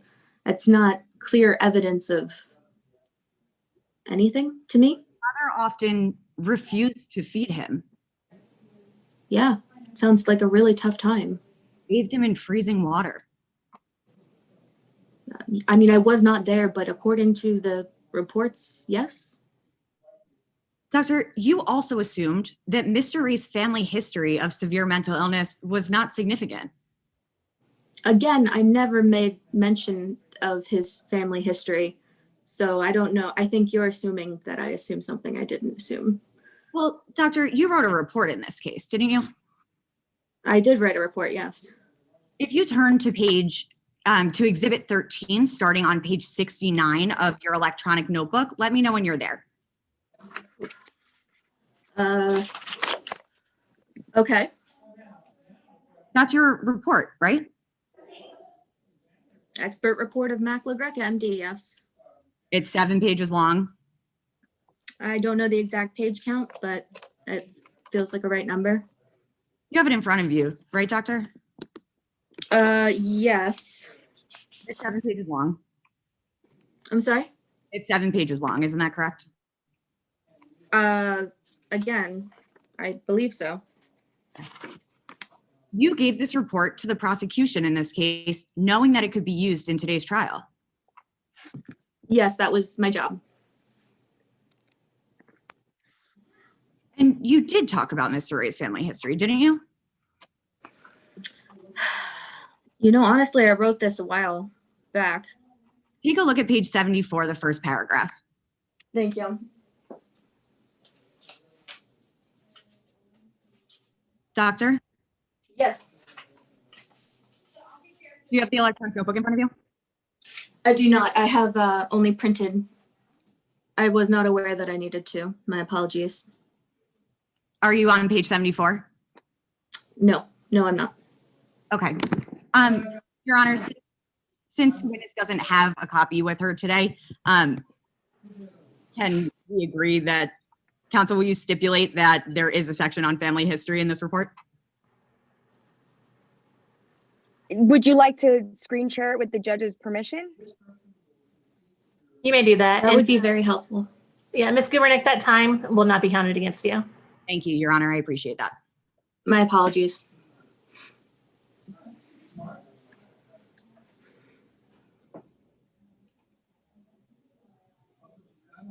Doctor, just taking a look at this page, this refreshes your recollection, doesn't it, that you did speak about Mr. Ray's family history? Yeah, this is actually very helpful. Thank you. Thank you, Mr. Carlson. You can take this down. You assumed that Mr. Ray's family history of severe mental disease was not significant. I discussed that lots of people have experienced childhood traumas, including abusive parents. His mom was institutionalized, but didn't have a confirmed diagnosis of schizophrenia or anything else. And so to me, it was not relevant enough to just give him a diagnosis. Lots of normal people are children of schizophrenics or people with other mental health issues. Doctor, my question was more specific than that. You know that Mr. Ray had a family history of severe mental illness, didn't you? He had a mother with a mental illness, yes, and I was aware of that, yes. His mother had severe mood swings. Yes, which again is not a diagnosis of schizophrenia. Severe enough committed to an institution. I mean, a lot of people have been institutionalized for worse reasons, and I'm not arguing that she didn't have an issue, but mood swings, again, are not really signs of schizophrenia. Doctor, sounds more like bipolar. But Doctor, simply she was committed to an institution. Yes, and again, I don't know why I was never given that information. Doctor, you'd also agree that anxiety disorders that start in a young person can worsen and worsen over time, eventually becoming more severe mental diseases like schizophrenia. No. Schizophrenia can have early signs and symptoms that include anxiety, but not all anxiety will eventually develop into schizophrenia if not treated. That's completely erroneous. My question wasn't about all anxiety disorders. The question was that anxiety disorders can worsen over time and eventually become more severe mental disorders like schizophrenia. Isn't that true? Anxiety can be an early sign or symptom of a more severe disorder. Doctor, yes. Doctor, in your words, quote, "It is true that anxiety disorders experienced as a young man can worsen and even lead to a more serious mental illness, such as schizophrenia." Correct. Which I just agreed to, I believe. But you assumed that was the case here. I made a decision that that was not the case here because he had no other reported signs and symptoms by other physicians until after he was examined by a hired physician after being... Mr. Ray has a documented history of anxiety and depression. Sure, yes. Yes, he does. Anxiety and depression severe enough to cause him to be medically discharged from his service in the military. Which is very common in the military to have anxiety and depression. I'm sorry, Dr. LaGreca, could you just go ahead and answer the questions with the response? Sorry. That's all right, thank you. Sorry. Doctor, again, anxiety and depression severe enough to be medically discharged from his service in the military. Yes, which is not hard to do. Now, doctor, if a doctor ignores facts such as the timing of when certain things happened, a doctor's conclusion might be incorrect. Isn't that true? Sure. Yes. You told these jurors on direct examination that Mr. Ray wasn't having delusions because just simply thinking that your wife having an affair isn't enough. Isn't that true? Correct. But doctor, You know that Jessica Ray's affair started in 2018. According to the reports, I believe so, yes. Doctor, Mr. Ray reported hearing voices telling him that his wife was, quote, screwing around on him all the way back in 2015. And again, I don't know what she was doing prior to that. She was with the gentleman described in 2018. That said, it's also, there's a difference between external voices and internal voices, thoughts. Doctor, I would just like to direct you back to my question. My Sure, question sure. is that Mr. Ray reported voices telling him that his wife was, quote, screwing around on him all the way back in 2015. Isn't that correct? I don't know that to be true for sure. He said that at a time when I believe he was malingering. My question was that you are aware that he said those words in 2015. Isn't that correct, doctor? I'm aware that he said those words more recently, yes. In that same year, Mr. Ray said that he feared that his wife and son would, quote, cut him up with a knife and leave him. Yeah, he had a lot of anxiety as he was diagnosed with. You mentioned none of these words on direct examination. I did mention his anxiety. I had it on the timeline several times that he was diagnosed with anxiety. Doctor, I would like to bring you back to my question. You didn't mention any of these words on direct examination, did you? Objection, argumentative. I did. I mentioned the anxiety, yes. I'm sorry. Overruled. Go ahead. I'm sorry, I don't understand. Not whether or not you brought up anxiety on direct examination. My question is whether you mentioned on direct examination, whether you knew that in 2015, that Mr. Ray reported that he was afraid that his wife was, quote, screwing around on him, and that he feared that his wife and son were, quote, that he feared that his wife and son would, quote, cut him up with a knife and leave him. Doctor, did you mention any of those words on direct examination? I was not asked about any of that on direct examination. We can also agree that they're not in your 7-page report. Yes, they're not. Doctor, you also discussed Dr. G. Giuseppe's diagnoses at certain junctures throughout her relationship with Mr. Ray, but you left out a lot of facts from those appointments, didn't you? Objection, argumentative. What's your response, counsel? I'm happy to rephrase if you want me to, Your Honor. Sure. Dr. G. Giuseppe evaluated Mr. Ray in 2017 before Jessica Ray had an affair. Yes. During that 2017 appointment, she pointed out that Mr. Ray looked terrible. Looking terrible is not a diagnosis. I didn't ask if it was a diagnosis, Doctor. Dr. G. Giuseppe said that Mr. Ray looked terrible.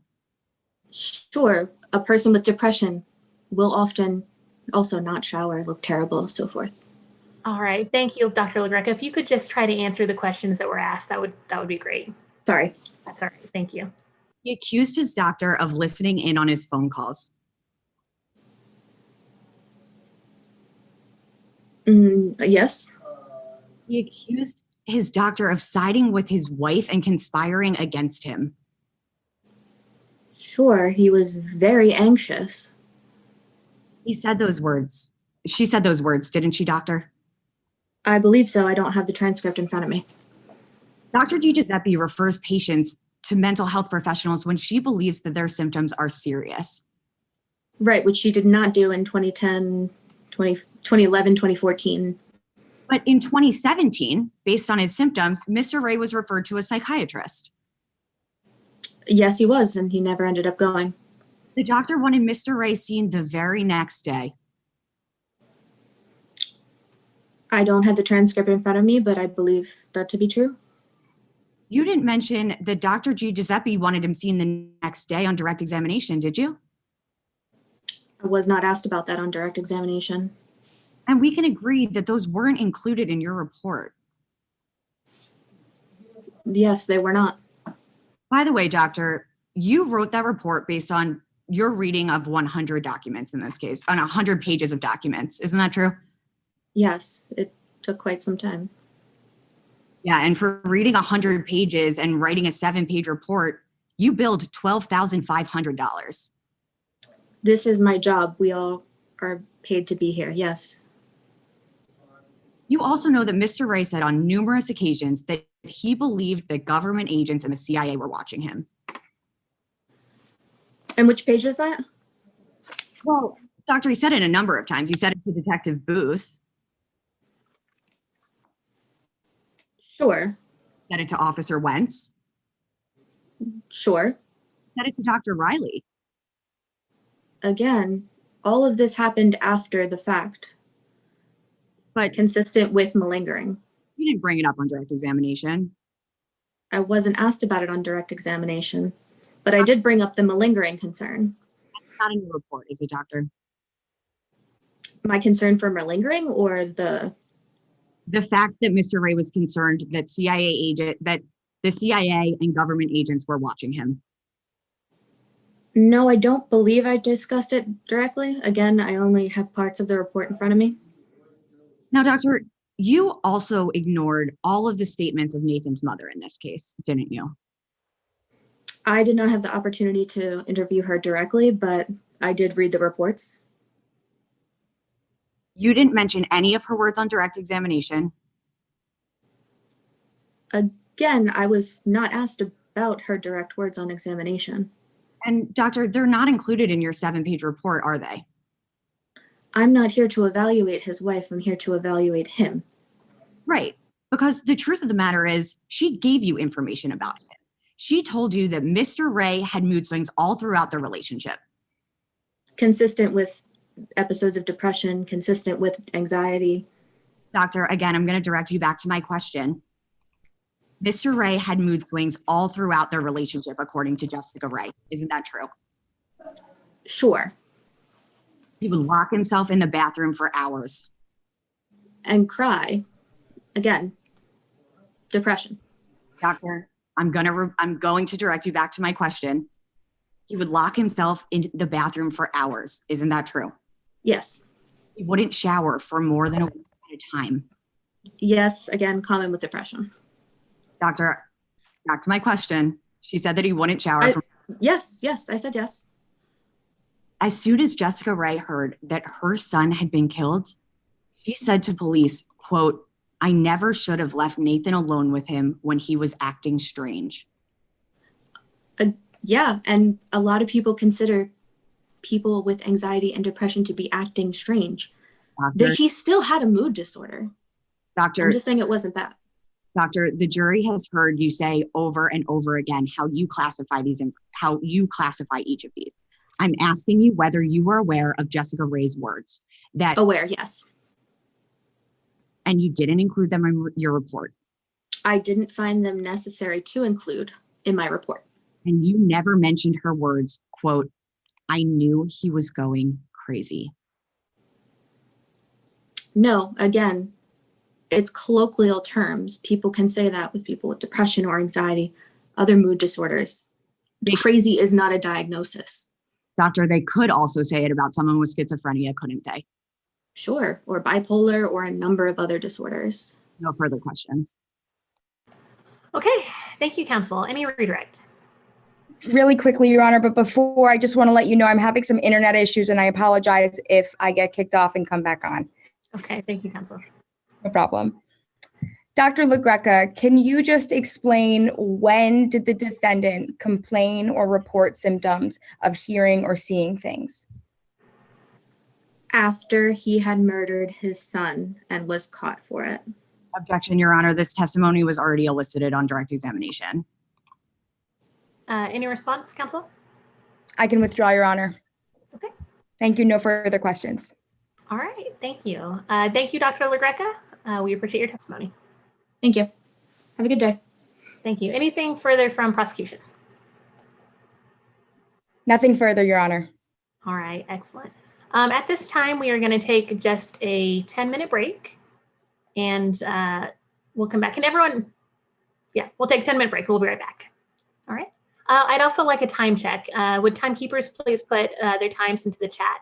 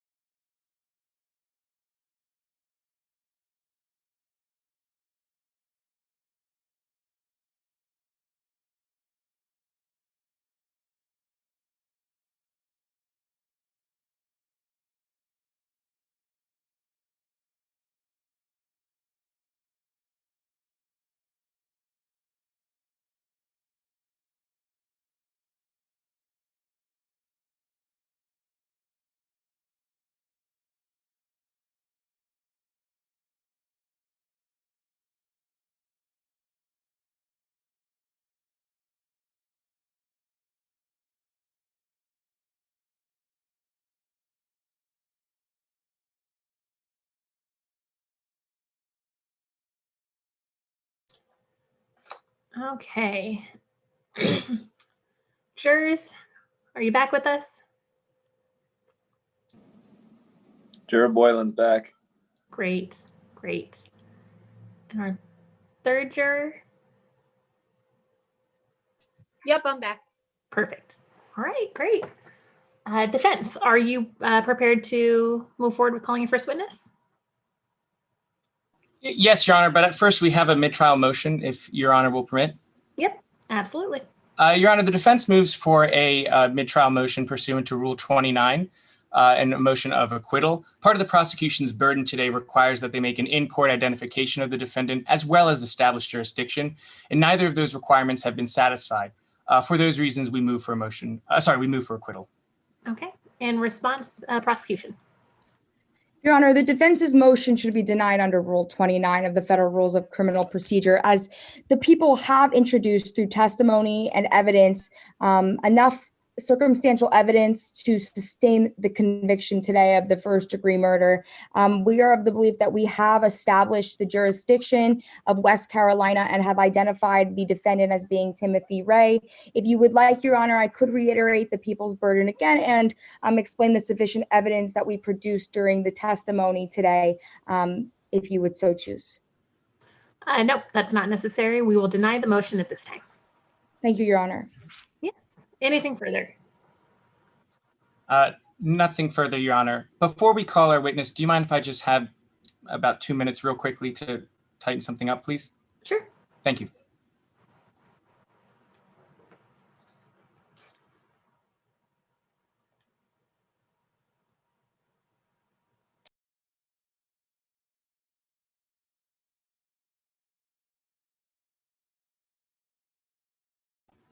Thank you, Your Honor. The defense calls Dr. Riley to the stand. All right. Dr. Riley, you have been constructively sworn. Thank you. Permission to proceed, Your Honor? You may. Dr. Riley, what do you do for a living? I own my own military forensic psychiatry practice, providing psychiatric services to veterans who are parties in legal matters. In June of 2019, I asked you to conduct an independent analysis as to whether Mr. Ray was suffering from a severe mental illness on the day of his son's death. Did you reach a conclusion? Yes. How long have you been a psychiatrist? I have been a psychiatrist for 22 years. And besides medical school, what other specialized trainings have you completed in psychiatry? I did both my residency and a one-year fellowship in forensic psychiatry at Walter Reed Medical Center. Did you practice psychiatry in the military? I did. I served as a psychiatrist while deployed in Iraq. Later, I had a clinical assignment at Walter Reed, managing the psychiatric inpatient unit. While there, I treated hundreds of military personnel suffering from mental illness, including schizophrenia. The jury has already heard about board certification. Doctor, are you board certified? Yes, I am. Have you published any articles about the treatment of mental health issues, specifically schizophrenia? Yes, I believe it's 15 peer-reviewed articles, a majority of which were about forensic psychiatry, as well as 2 specifically about schizophrenia. Your Honor, I offer Dr. Riley as an expert in the field of forensic psychiatry. Any objections? No objections, Your Honor. All right, she will be so recognized. Doctor, at the time of his son's death, was Mr. Ray suffering from a severe mental illness? Yes, Mr. Ray suffers from severe schizophrenia, as well as anxiety and depression. And what happens when someone has all those conditions at once? The anxiety and depression can exacerbate the symptoms of schizophrenia. Are those findings and all the findings you'll tell the jury today ones you reach to a reasonable degree of medical and psychiatric certainty? Yes. Doctor, the jury has heard that you first saw Mr. Ray in 2010. Even without Mr. Ray admitting to hallucinations, could he remain in the military at that time? No, he was medically discharged.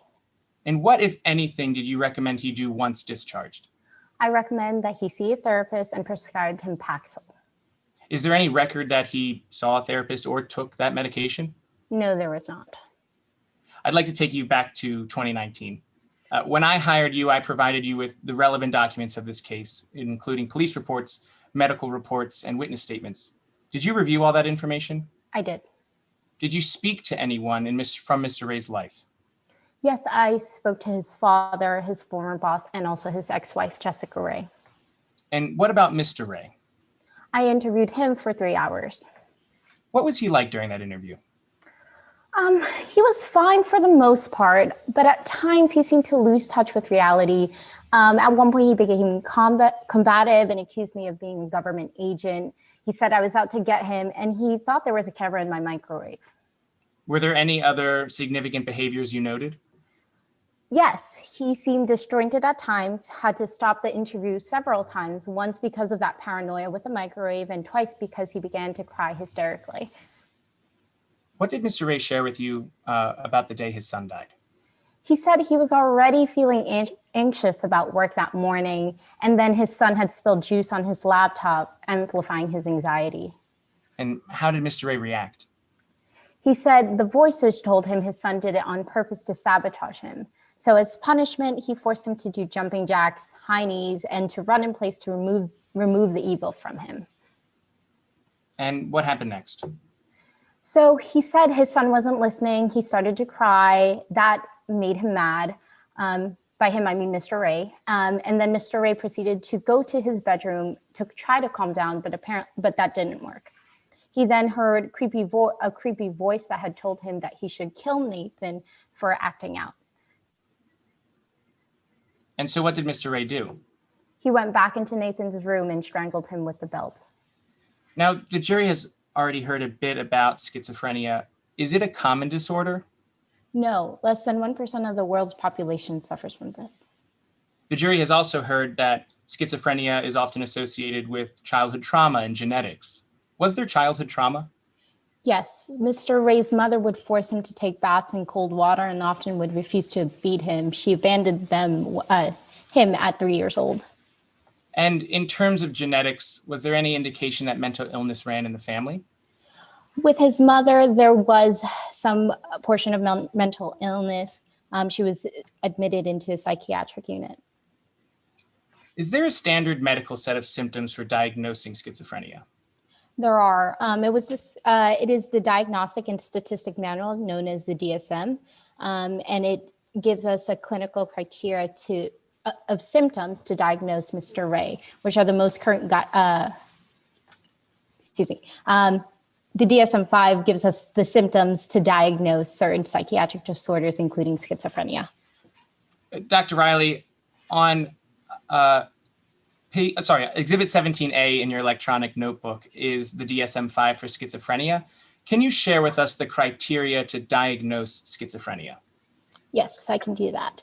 So to diagnose an individual needs 2 or more of the DSM symptoms for at least 1 month or longer period of time. In addition to having so these symptoms include, and let me pull up my case file. What page was that again? My apologies, doctor. That is page 93 of the case file. Perfect. So again, it includes delusions, hallucinations, disorganized speech, grossly disorganized or catatonic behavior, and other negative symptoms. And then the second prong would be an impairment of one of the major areas of functioning for a significant period of time since the disturbance. As for finally, this disturbance cannot be caused by effects of a substance or another medical condition. Did you follow the DSM-5 when you diagnosed Mr. Ray? I did.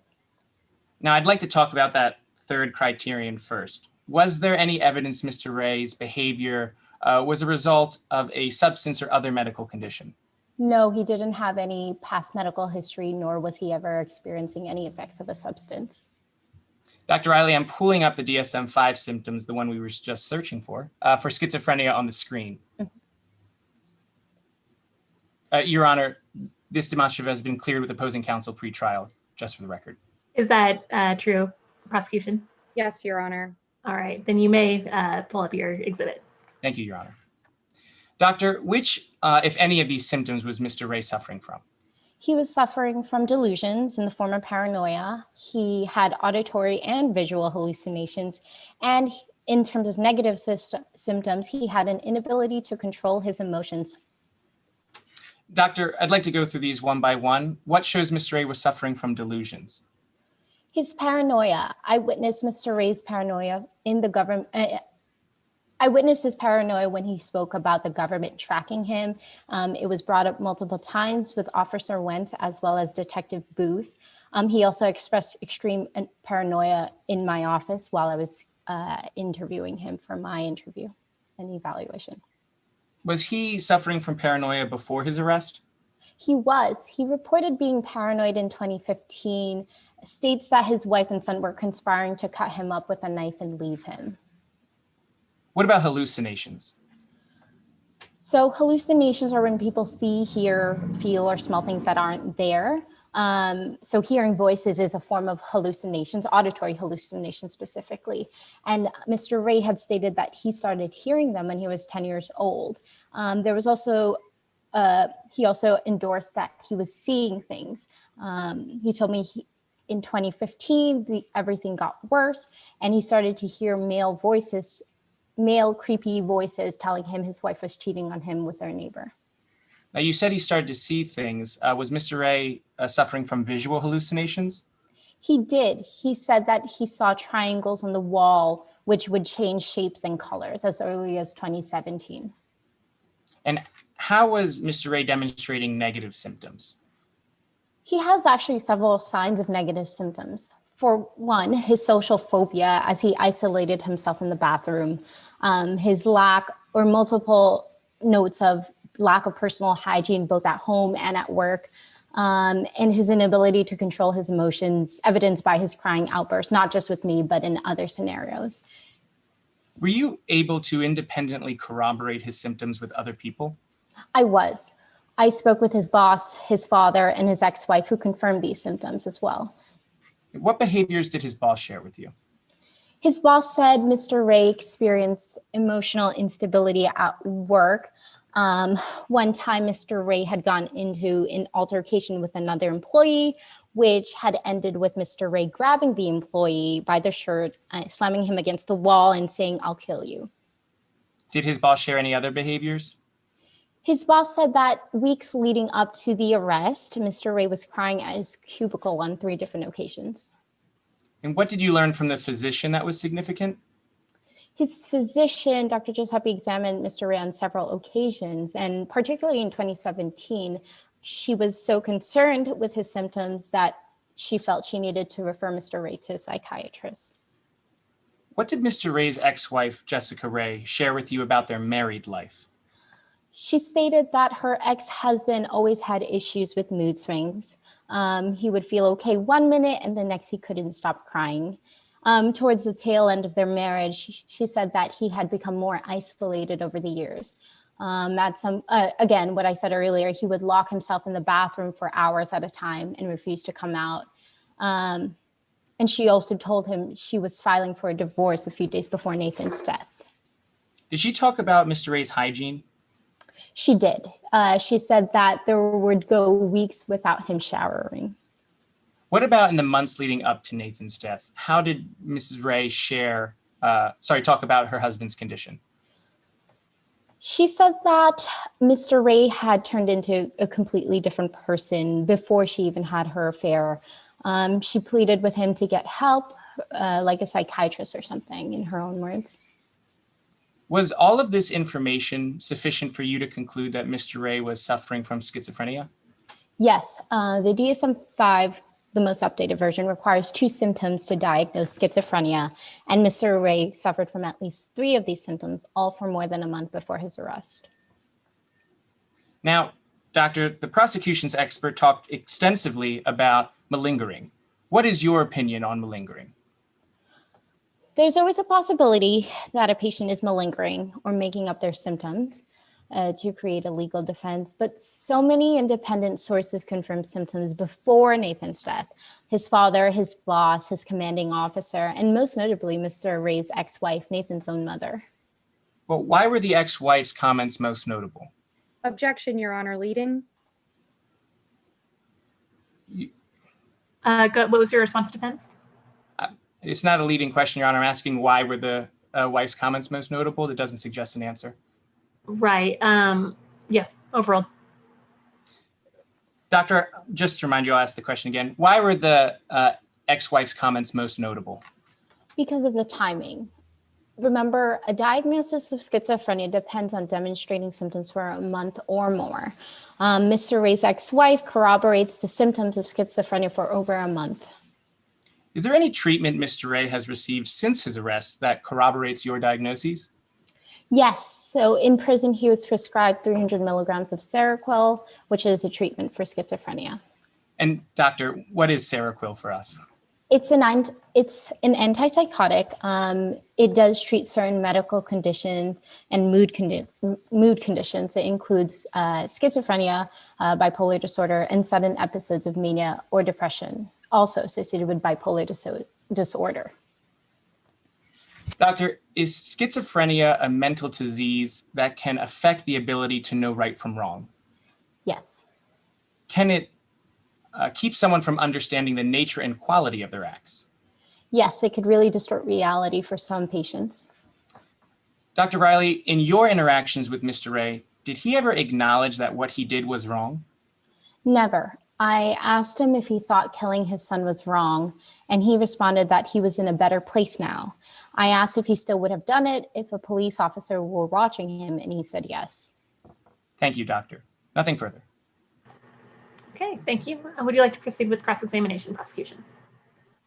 Yes, Your Honor. All right, you may proceed. Dr. Riley, before I begin, I just want to thank you for your service to this country. Thank you. Dr. Riley, during your interview with the defendant, he spoke to you in detail regarding how he murdered his son, Yes. how he walked into his bedroom to grab a belt the morning of October 17th, That's correct. and how he sat on his bed for a few seconds Yes. to calm down. Yes, But he got up from his bed, correct? he did. And he grabbed a belt from his dresser, He did. and he proceeded to walk back down the hall to where Nathan was Yes, and strangle his 6-year-old son. he did. And after recounting the details of October 17th, the defendant told you that Nathan was in a better place now. Yes. He stated that Nathan was better there than here with no mama or papa, Yes. because the defendant told you that his wife, Jessica, was filing for divorce Yes, that's correct. She was filing for divorce at the time. just days before Nathan's death. That's correct. Dr. Riley, switching gears for a moment. Okay. The defendant, Timothy Ray, was not previously diagnosed with schizophrenia before you evaluated him in 2019, correct? That's correct. You did, however, diagnose the defendant with general anxiety and depression disorder in 2010. I did. And when you reached that diagnosis of the defendant in 2010, you weren't being paid to provide a diagnosis in a criminal case, correct? I was not. But in 2019, you were being paid to provide a diagnosis of the defendant. I was not being paid to diagnose the defendant with particular schizophrenia. I was paid to evaluate the patient. Okay, so we can agree that you were being paid by the defense to reach a diagnosis of the defendant. Yes, that's correct. And you were paid almost $7,000, correct? Yes. And in 2019, that's when you diagnosed the defendant with schizophrenia. Yes.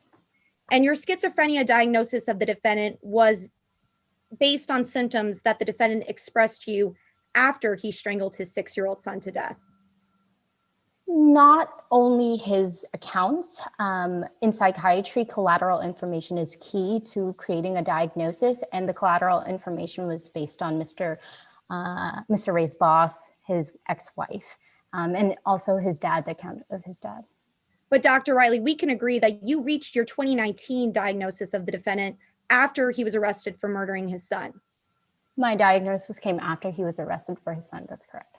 Okay, so we can agree that the defendant explained to you his symptoms during your evaluation, which was again after he strangled his 6-year-old son to death. Yes. Okay. Dr. Riley, regarding your interview with the defendant, when he recounted the details of how he killed Nathan, he lied a couple of times. Isn't that right? Based on his accounts, yes.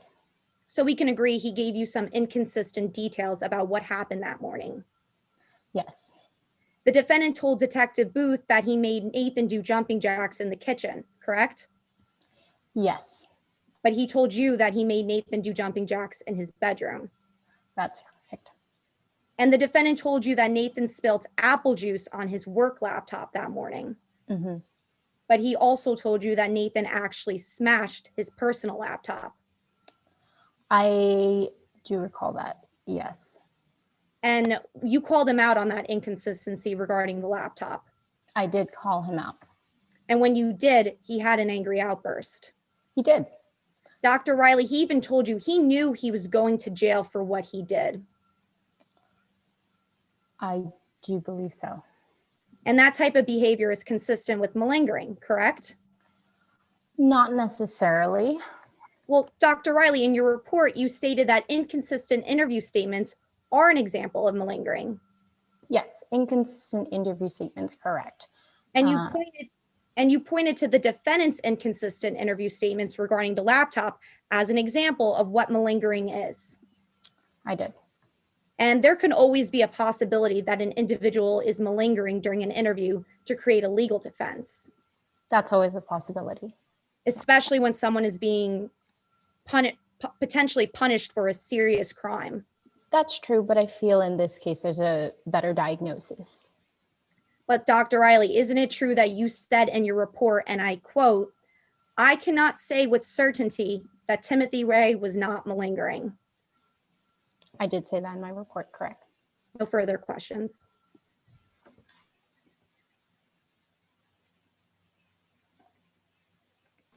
Thank you, counsel. Any redirect? No redirect, Your Honor. All right. May this witness be excused?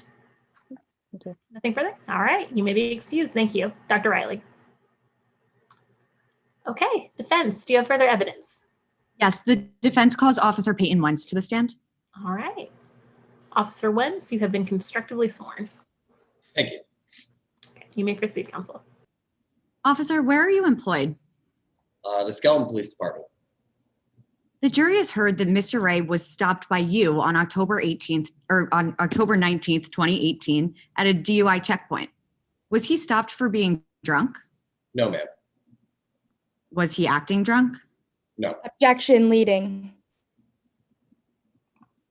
Overruled. Was he acting drunk? No, ma'am, he was not. If he wasn't acting drunk, what concerned you? Just the moment I began talking to him, I could tell something was off. When you say off, how did he look? Well, he looked completely disheveled. His hair was all messed up. His eyes were glassy. Right away, I could smell this sort of overwhelming body odor. It kind of looked like he had been in his car for a few days. How did the interior of his car look? It was a mess. There was trash everywhere. And in the first moments of your interaction, how was he acting? Just off. I mean, at first he got really antsy when I asked for his license and registration, and he asked why I needed them. Did he give you his license and registration? Eventually, but he needed some convincing. What happened once Mr. Ray handed over his license and registration? Well, as soon as I had his license and registration, I walked away to go run his plates. And when I came back, he started asking if I was in the CIA. How did you respond to that? I told him no, I'm with Skeleton Police Department, but he didn't seem to hear my response. He just kept talking. Was anything more said about the CIA? Yeah, he said he knew the CIA was watching him because they thought he was a terrorist. He seemed paranoid, even said he could hear sirens going off in the distance. Were there any sirens going off nearby? No, ma'am, there were not. Was this the last time that Mr. Ray brought up the CIA?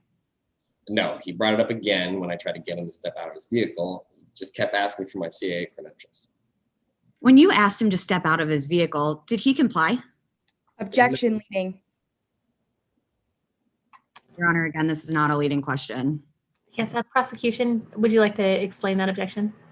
Yes, Your Honor. She's asking questions that are eliciting a yes or no answer, and therefore I would just ask opposing counsel to switch the form of her questioning. Okay, so I'm going to overrule that because she's not suggesting the answer in the question that she's asking. You may continue. When you asked him to step out, did he comply? Well, not at first. I had to keep showing him my badge and telling him I worked for Skeleton PD and not the CIA. but then eventually he got out of his car. Once he was out of the car, how did Mr. Ray behave? Well, that's when things changed. All of a sudden, he kind of started acting like a zombie. What do you mean by that? Well, he was moving really slowly. He sort of had this blank stare on his face, and he wouldn't make eye contact with me at all. Was he saying anything? Yeah, things like I'm a good father. He started explaining that he was just trying to get his son in shape and admit what he broke. He said his son needed to do jumping jacks. How did his voice sound? He kept just repeating things in this really monotone voice. Were these responses to questions that you were asking? No, it did not seem like he was talking to me. It seemed like he was either talking to himself or, I don't know, maybe nobody at all.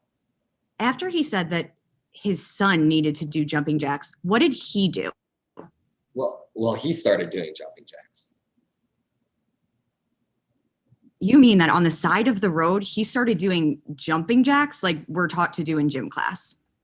Yes, ma'am, that's correct. When did that? Oh, sorry, go ahead. I'm sorry.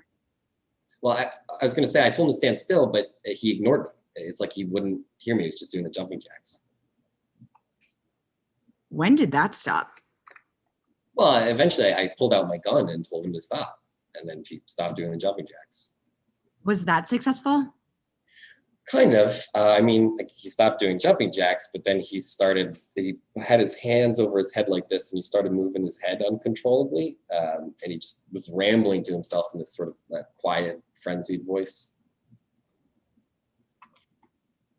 Officer, after hearing and seeing all of this behavior, did you radio police headquarters about Mr. Ray? Yes, ma'am, I did. And that's when they sent over Detective Booth to do the traffic stop. Did you tell Detective Booth about what you had seen? I did. I told him that something seemed off, that Mr. Ray had a serious body odor, looked disheveled. I was really surprised when they didn't send an EMT. I personally thought this guy might need medical attention. Detective Booth testified that you drove Mr. Ray to the station in your patrol car. How was he behaving during that ride? He was calmer than before, but he was still crying and repeating the same things that he was saying earlier over and over again. What do you remember him saying? Just kept repeating things like he messed up, he didn't mean to do it, and that he was a good father. Officer, throughout the night of his arrest, was Mr. Ray ever seen by a doctor? No. Did you see anyone give him medical attention? No. Officer, have you worked DUI checkpoints before? Yes, I have. Have you, during any of those checkpoints, have you ever seen behavior like Mr. Ray's? I certainly have not. No further questions. Okay, thank you. Prosecution, would you like to cross this witness? Yes, thank you, Your Honor. May I proceed? You may. Thank you. Good afternoon, Officer Wentz. How are you doing today? Good afternoon, I'm well. Great. You were the arresting officer on October 19th, 2018, correct? Yeah, I was the officer who initially stopped the defendant at the traffic stop. All right, great. So you pulled the defendant over and then you asked for his license and his registration, right? That's correct. He didn't ask you what a license was, right? No, he did not. He didn't ask you what a registration was. No. So even though he knew what a license and registration were, he didn't give them to you right away. I don't know what he knew, but he did not give them to me right away. All right, so he didn't give them to you right away, and he actually lied, right? Not sure exactly what you mean. When you asked for his license, he told you he couldn't produce it, right? That's correct. Because he told you he left it at home. That's correct. But that wasn't true, correct? No, it was not. You could see his wallet in the car. Yes. And you pointed that out to him. Correct. And then he gave you his license, Yes. gave you his registration, Yes. and you gave it to your partner, right? Yes. To run his information. Yes. And at this time, he didn't ask if you were in the CIA, correct? No. All right. And he saw you give his information to your partner, right? I believe so, yes. Okay. And at some point, officer, you flashed your light into the back of the defendant's vehicle. Yes, I did. You saw trash bags, Yes. bleach, right? Correct. And a shovel. Correct. And the defendant saw you do this as well. I think he saw me do it. You think he saw you do it. And it was after you flashed your light in the back of his car and gave the defendant's information to your partner. That's when he asked if you were in the CIA, correct? Yes, correct. Okay. And he asked if you were in the CIA, but then he stated that he was a good father, right? Yes, he was saying a lot of different things. That's correct. Okay. And officer, you then got information from your partner that the defendant was wanted in a missing persons case. Yes, correct. Nathan Ray's missing persons case. Yes. No further questions. Okay, thank you, counsel. Any redirect? No redirect, Your Honor. All right, thank you. Let's see here. We will now hear closing arguments from each party. Everyone should please switch back to speaker view. Prosecution, are you ready to proceed with closing? Your Honor, if I may just have a moment just to prop my computer up, and then I'll put my video back on, if that's okay? Absolutely. Thank you, Your Honor. Yes, timekeepers, because we have a time check, please.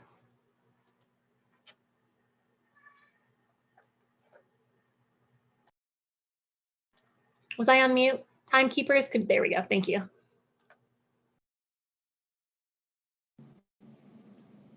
What is the prosecution team number?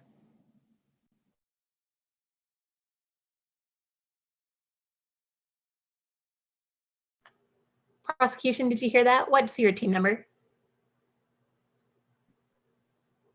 Hi, yes, I heard that. I actually don't have my team number on me right now. Hold on one second. I'll get the team number. Great, thank you. I think it's 111.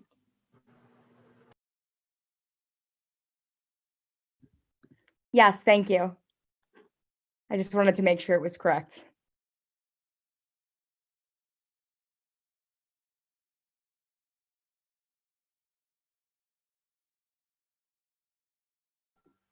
Your Honor, may I proceed? You may, counsel. And may I reserve 1 minute for rebuttal? Yes, you may. Thank you, Your Honor.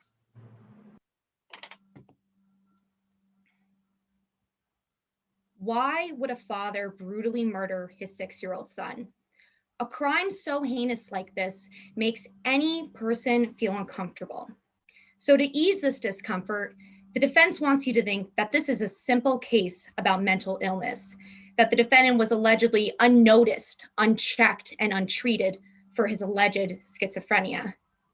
But it's not. This is a case about the defendant punishing his son, Nathan Ray, by intentionally strangling him to death. To punish Nathan was really to punish the defendant's soon-to-be ex-wife, Jessica, who informed him just days before Nathan's death that it was over and she was filing for divorce. So if the defendant could not have the love of his life, Jessica, then neither could she, Nathan. But the why to this uncomfortable question is really not our burden. Our burden is to prove to you, beyond a reasonable doubt, that the defendant is guilty of first-degree murder after he intentionally and knowingly killed his son. And the why to that uncomfortable question is the defense's burden. It's their burden to prove to you, by clear and convincing evidence, that the defendant was allegedly suffering from a schizophrenic break when he murdered his son. But as the facts and evidence of this case has demonstrated today, there is absolutely nothing clear or convincing about the defendant's alleged mental illness. Let's start from the beginning. Well, we heard from Detective Booth today, and he explained how the defendant made a confession to him, how he recounted the murder moment by moment of October 17th, and how he mentioned his wife, Jessica, 16 times during that interview as to why he was punishing Nathan. So that morning, he yelled at Nathan. He forced him to do physical exercises, and he took the affirmative step of deciding to kill his son. So to do so, he walked down the hall to his bedroom, and in his bedroom, he sat on his bed for a moment of reflection. This is the most important part to this case, because when he was sitting on the bed, he formed the knowledge and intent to kill his son. And as we've heard from our forensic psychiatrist today, someone allegedly suffering from a mental illness cannot simply stop in the middle of an episode, sit on a bed, and formulate a rational decision as to what to do next.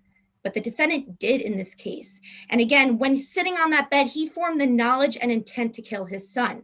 He knew what he was about to do was extreme, but he intended to do so. He got up from his bed and he grabbed this belt. And by using that belt, he walked back down the hall to where Nathan was. He tied this belt around his son's neck and he pulled tight until his son stopped screaming and until his son stopped moving. And the defendant understood that he murdered his son because we heard from Detective Booth today about how the defendant knew that he needed to hide his son's body in order to avoid being held responsible for his death. So he took the affirmative action of searching on the internet what countries don't extradite for murder charges, how to get rid of a body, and will bleach destroy a body.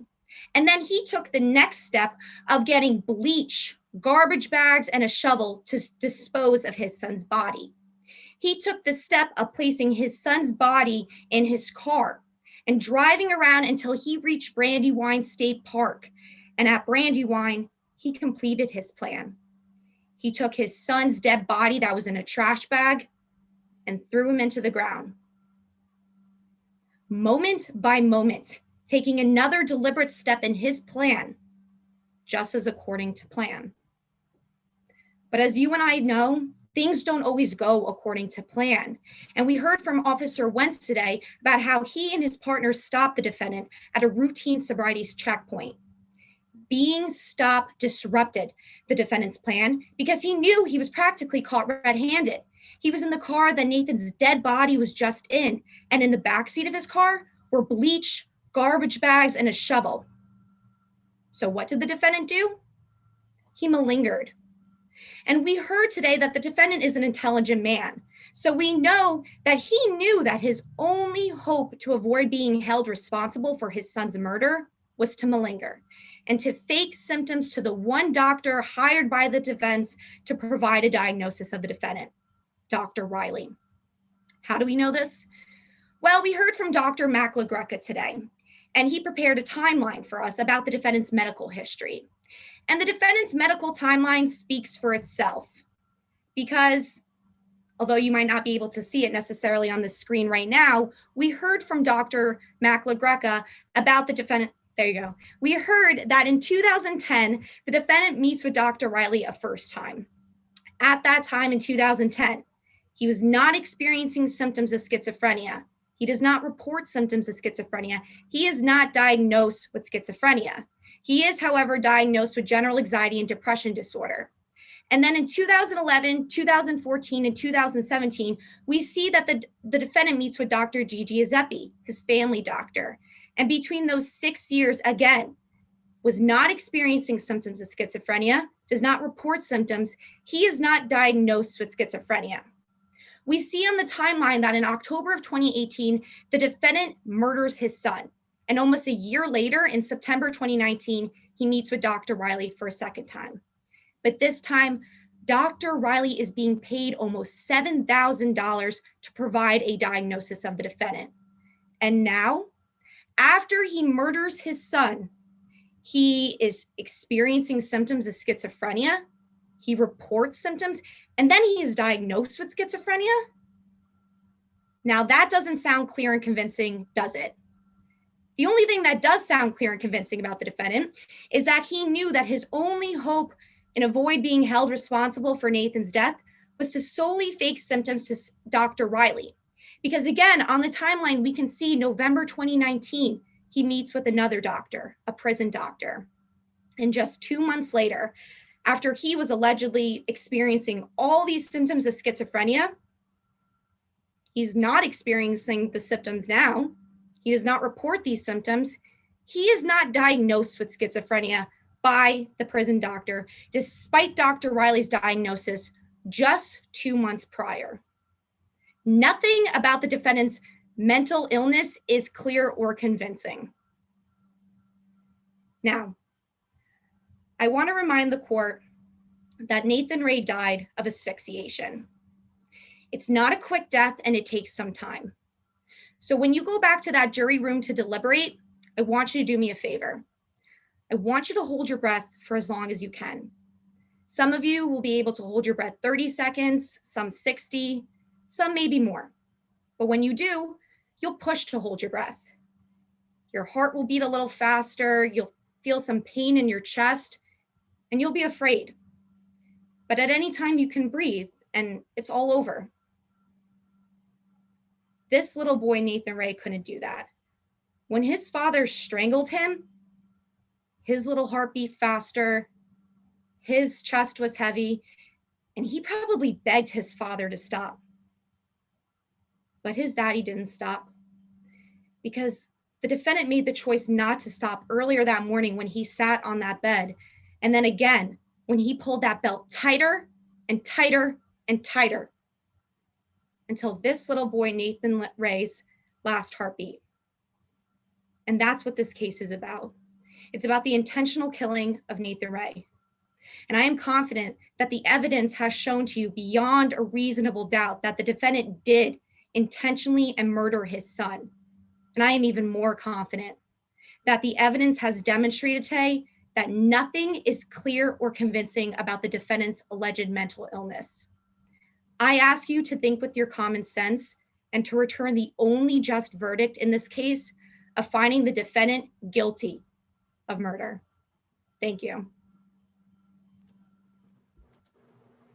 Okay, thank you, counsel. Defense, are you ready to proceed with closing?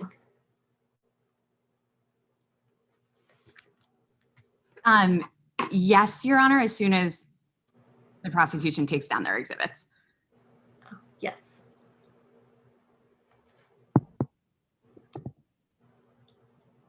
May I proceed? You may.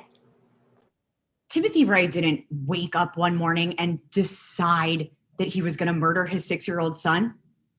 He's not the cold-blooded murderer that the prosecution claims he is.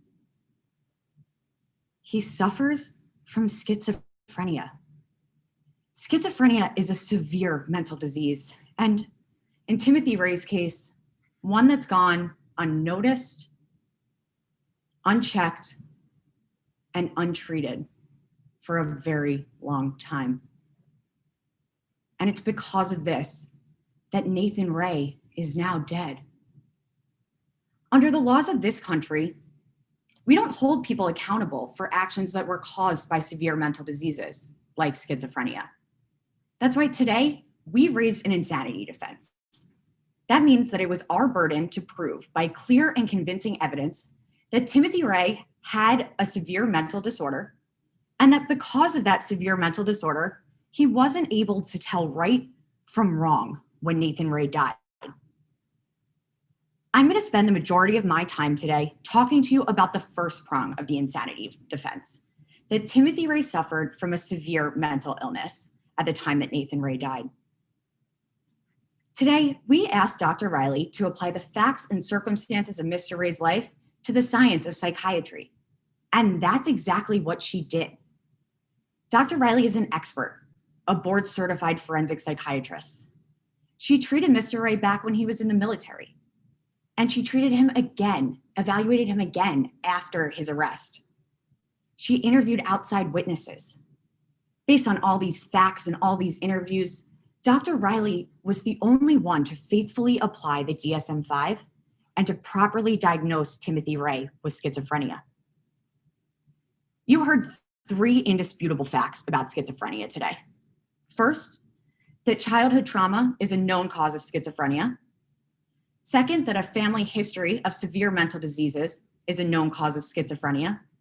And third, that anxiety disorders that start in young men can worsen and worsen over time, eventually becoming schizophrenia. Each of these applies to Mr. Ray. His battle with mental illness started when he was just a child. His mother abused him and then eventually left her 3-year-old son. She was then committed to a mental institution. As he got older, Mr. Ray started to have severe mood swings, just like his mother had. As a young adult, he started having hallucinations. He had anxiety and depression so severe that he was medically discharged from his service in the military. In 2015, he started having delusions, extreme paranoia that his wife was cheating on him, strange voices in his head telling him that his wife was, quote, screwing around on him.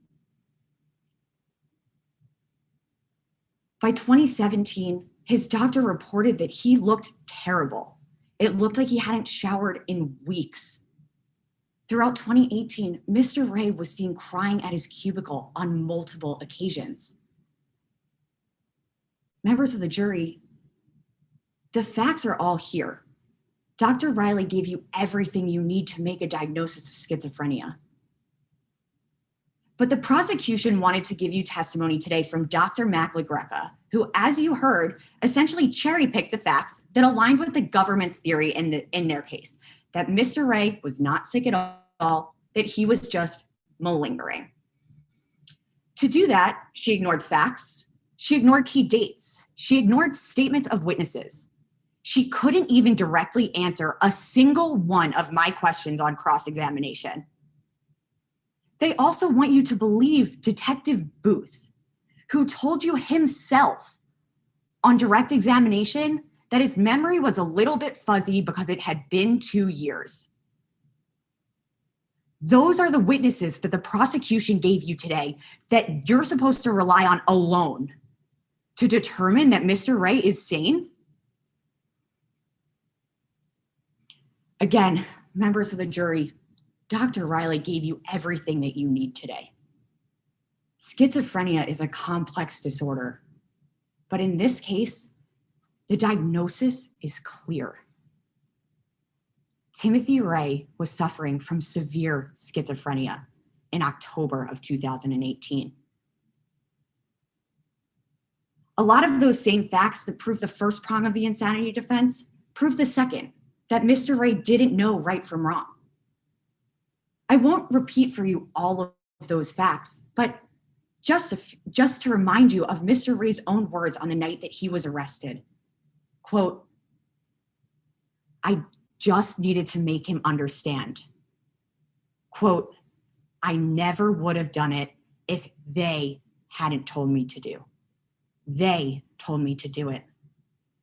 Mr. Ray didn't know if what he was doing was right or wrong. He was just listening to the voices that had been inside of his head and controlling his life for so long. Now, the prosecution wants you to believe that because he took steps to cover this up, that Mr. Ray knew right from wrong. But members of the jury, use your common sense. People who are really trying to cover this up don't drive around with their son's body in their car for days. They don't forget to delete their internet searches. They don't just cruise up to police at a DUI checkpoint with a dirty shovel and bottles of bleach laying in their back seat for anyone to see. That's what someone with a severe mental disease does. And that's why the fact that Timothy Ray is insane just makes sense. Because normal parents don't kill their 6-year-old sons over a glass of spilled juice. And they certainly don't say, like Mr. Ray said to Dr. Riley, that they would have done it even if the police had been watching. The prosecution gets the last word in this case. That means that they have one last chance to give you answers to the important questions. There are easily a dozen unanswered questions in this case, but for now, I'll leave you with just 2. Why should you listen to Detective Booth's word when he failed to preserve the tapes of his interview with Mr. Ray, and when he even said that his memory can't be trusted 2 years later? Why does the prosecution act like Jessica Ray was lying when she said that she thought her ex-husband was going crazy? Now, if those answers don't come, or if those answers don't ring true, that's how you'll know that severe schizophrenia killed Nathan Ray. Unnoticed, unchecked, and untreated schizophrenia. And that's how you'll know that Timothy Ray is not guilty by reason of mental insanity. Thank you. Okay, thank you, counsel.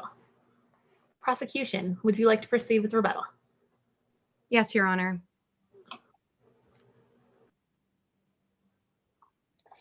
May I proceed? Yes, counsel, you may. Thank you. The defense just raised the question, why would we listen to Detective Booth? The defendant admitted how he strangled his son, and he confessed moment by moment of the Nathan's murder. And why would we listen to Jessica? Well, the defendant admitted 16 times that he was punishing Nathan for the pain that Jessica had caused him. And to change topics quickly, I want to remind you all that the defense has argued that Dr. Riley is the only doctor that has allegedly applied the DSM-5 correct in this case, and that Dr. Riley has given you everything you need. But I also want to remind you that the defense has allegedly has gone unnoticed, unchecked, and untreated, evaluated the defendant in 2010 when the defendant was allegedly suffering from schizophrenia.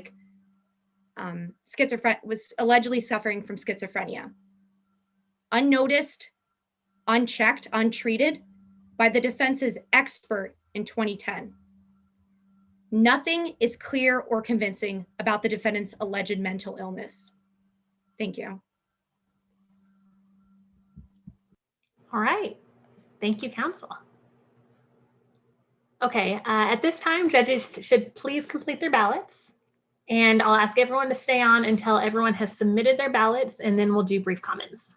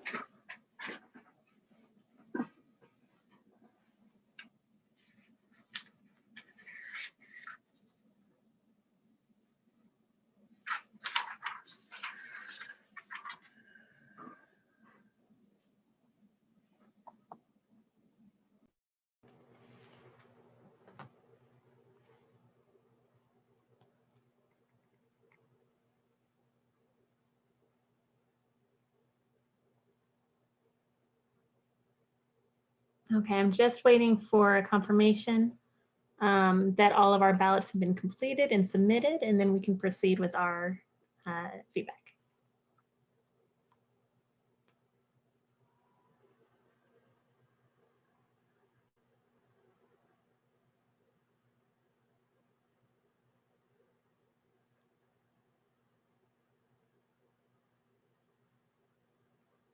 All three of you look done. Did everyone submit their ballots?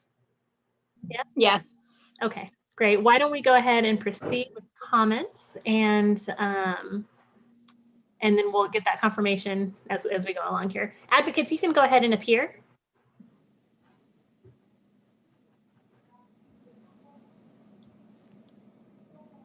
Okay, great, great. Okay, jurors, who would like to start with feedback? I'll start if no one else wants to. Great. First off, I thought you guys did an awesome job, super well prepared, very thorough. I loved the openings and the closings. I thought they were like really emotionally charged, and I felt very passionate when I was listening, and they were great. I thought some of the crosses were a little weaker. I think maybe the defense cross could have been a little more strategic, or at least in the beginning, it felt like it was kind of like jumping into like an accusatory question rather than kind of setting it all up. Other than that, I don't really have any substantive comments. Okay, I thank hope you. that's helpful. Thank you, Drew. And yeah, we'd have to keep our comments really, really short. We've been very strongly directed that you can get very limited feedback from us. So I know everyone would like to give you more. Okay, next, Drew. I'll go. Great job. I've done these competitions when I was in law school, so I know how hard they are, let alone having to do it via Zoom. Just a couple quick things. The cross of the prosecution's expert, when the judge butts in and tells the expert to answer the questions, you could be more forceful with her in getting her to answer your questions. So don't shy away from that. Nobody will get upset at you for doing that, especially in a situation like that. Thought defense opening was awesome. I love the prosecution cross of the expert as well. And both closings were really good. Good job, guys. Thank you, excellent. Drew Howell? Thanks. Everyone did amazing. So just really quickly, I felt like the prosecution did a really good job of supporting their theme of intentional steps throughout. And so it felt like I could feel that as we were going through, that you were supporting your theme well. And then defense, yeah, I actually thought you did a really great job of handling your witnesses in general, but especially prosecution's expert. I practice in real life, and I'm not sure what I would have done, honestly. I was like taking notes, like, oh, that's a really good thing to say. So that was great. Good job. I would definitely second. I thought you guys did a great job. Second, third, fourth. I think you guys did a great job. I love the theme, defense. Nice job. I thought that was a great theme. I thought you guys were organized and persuasive.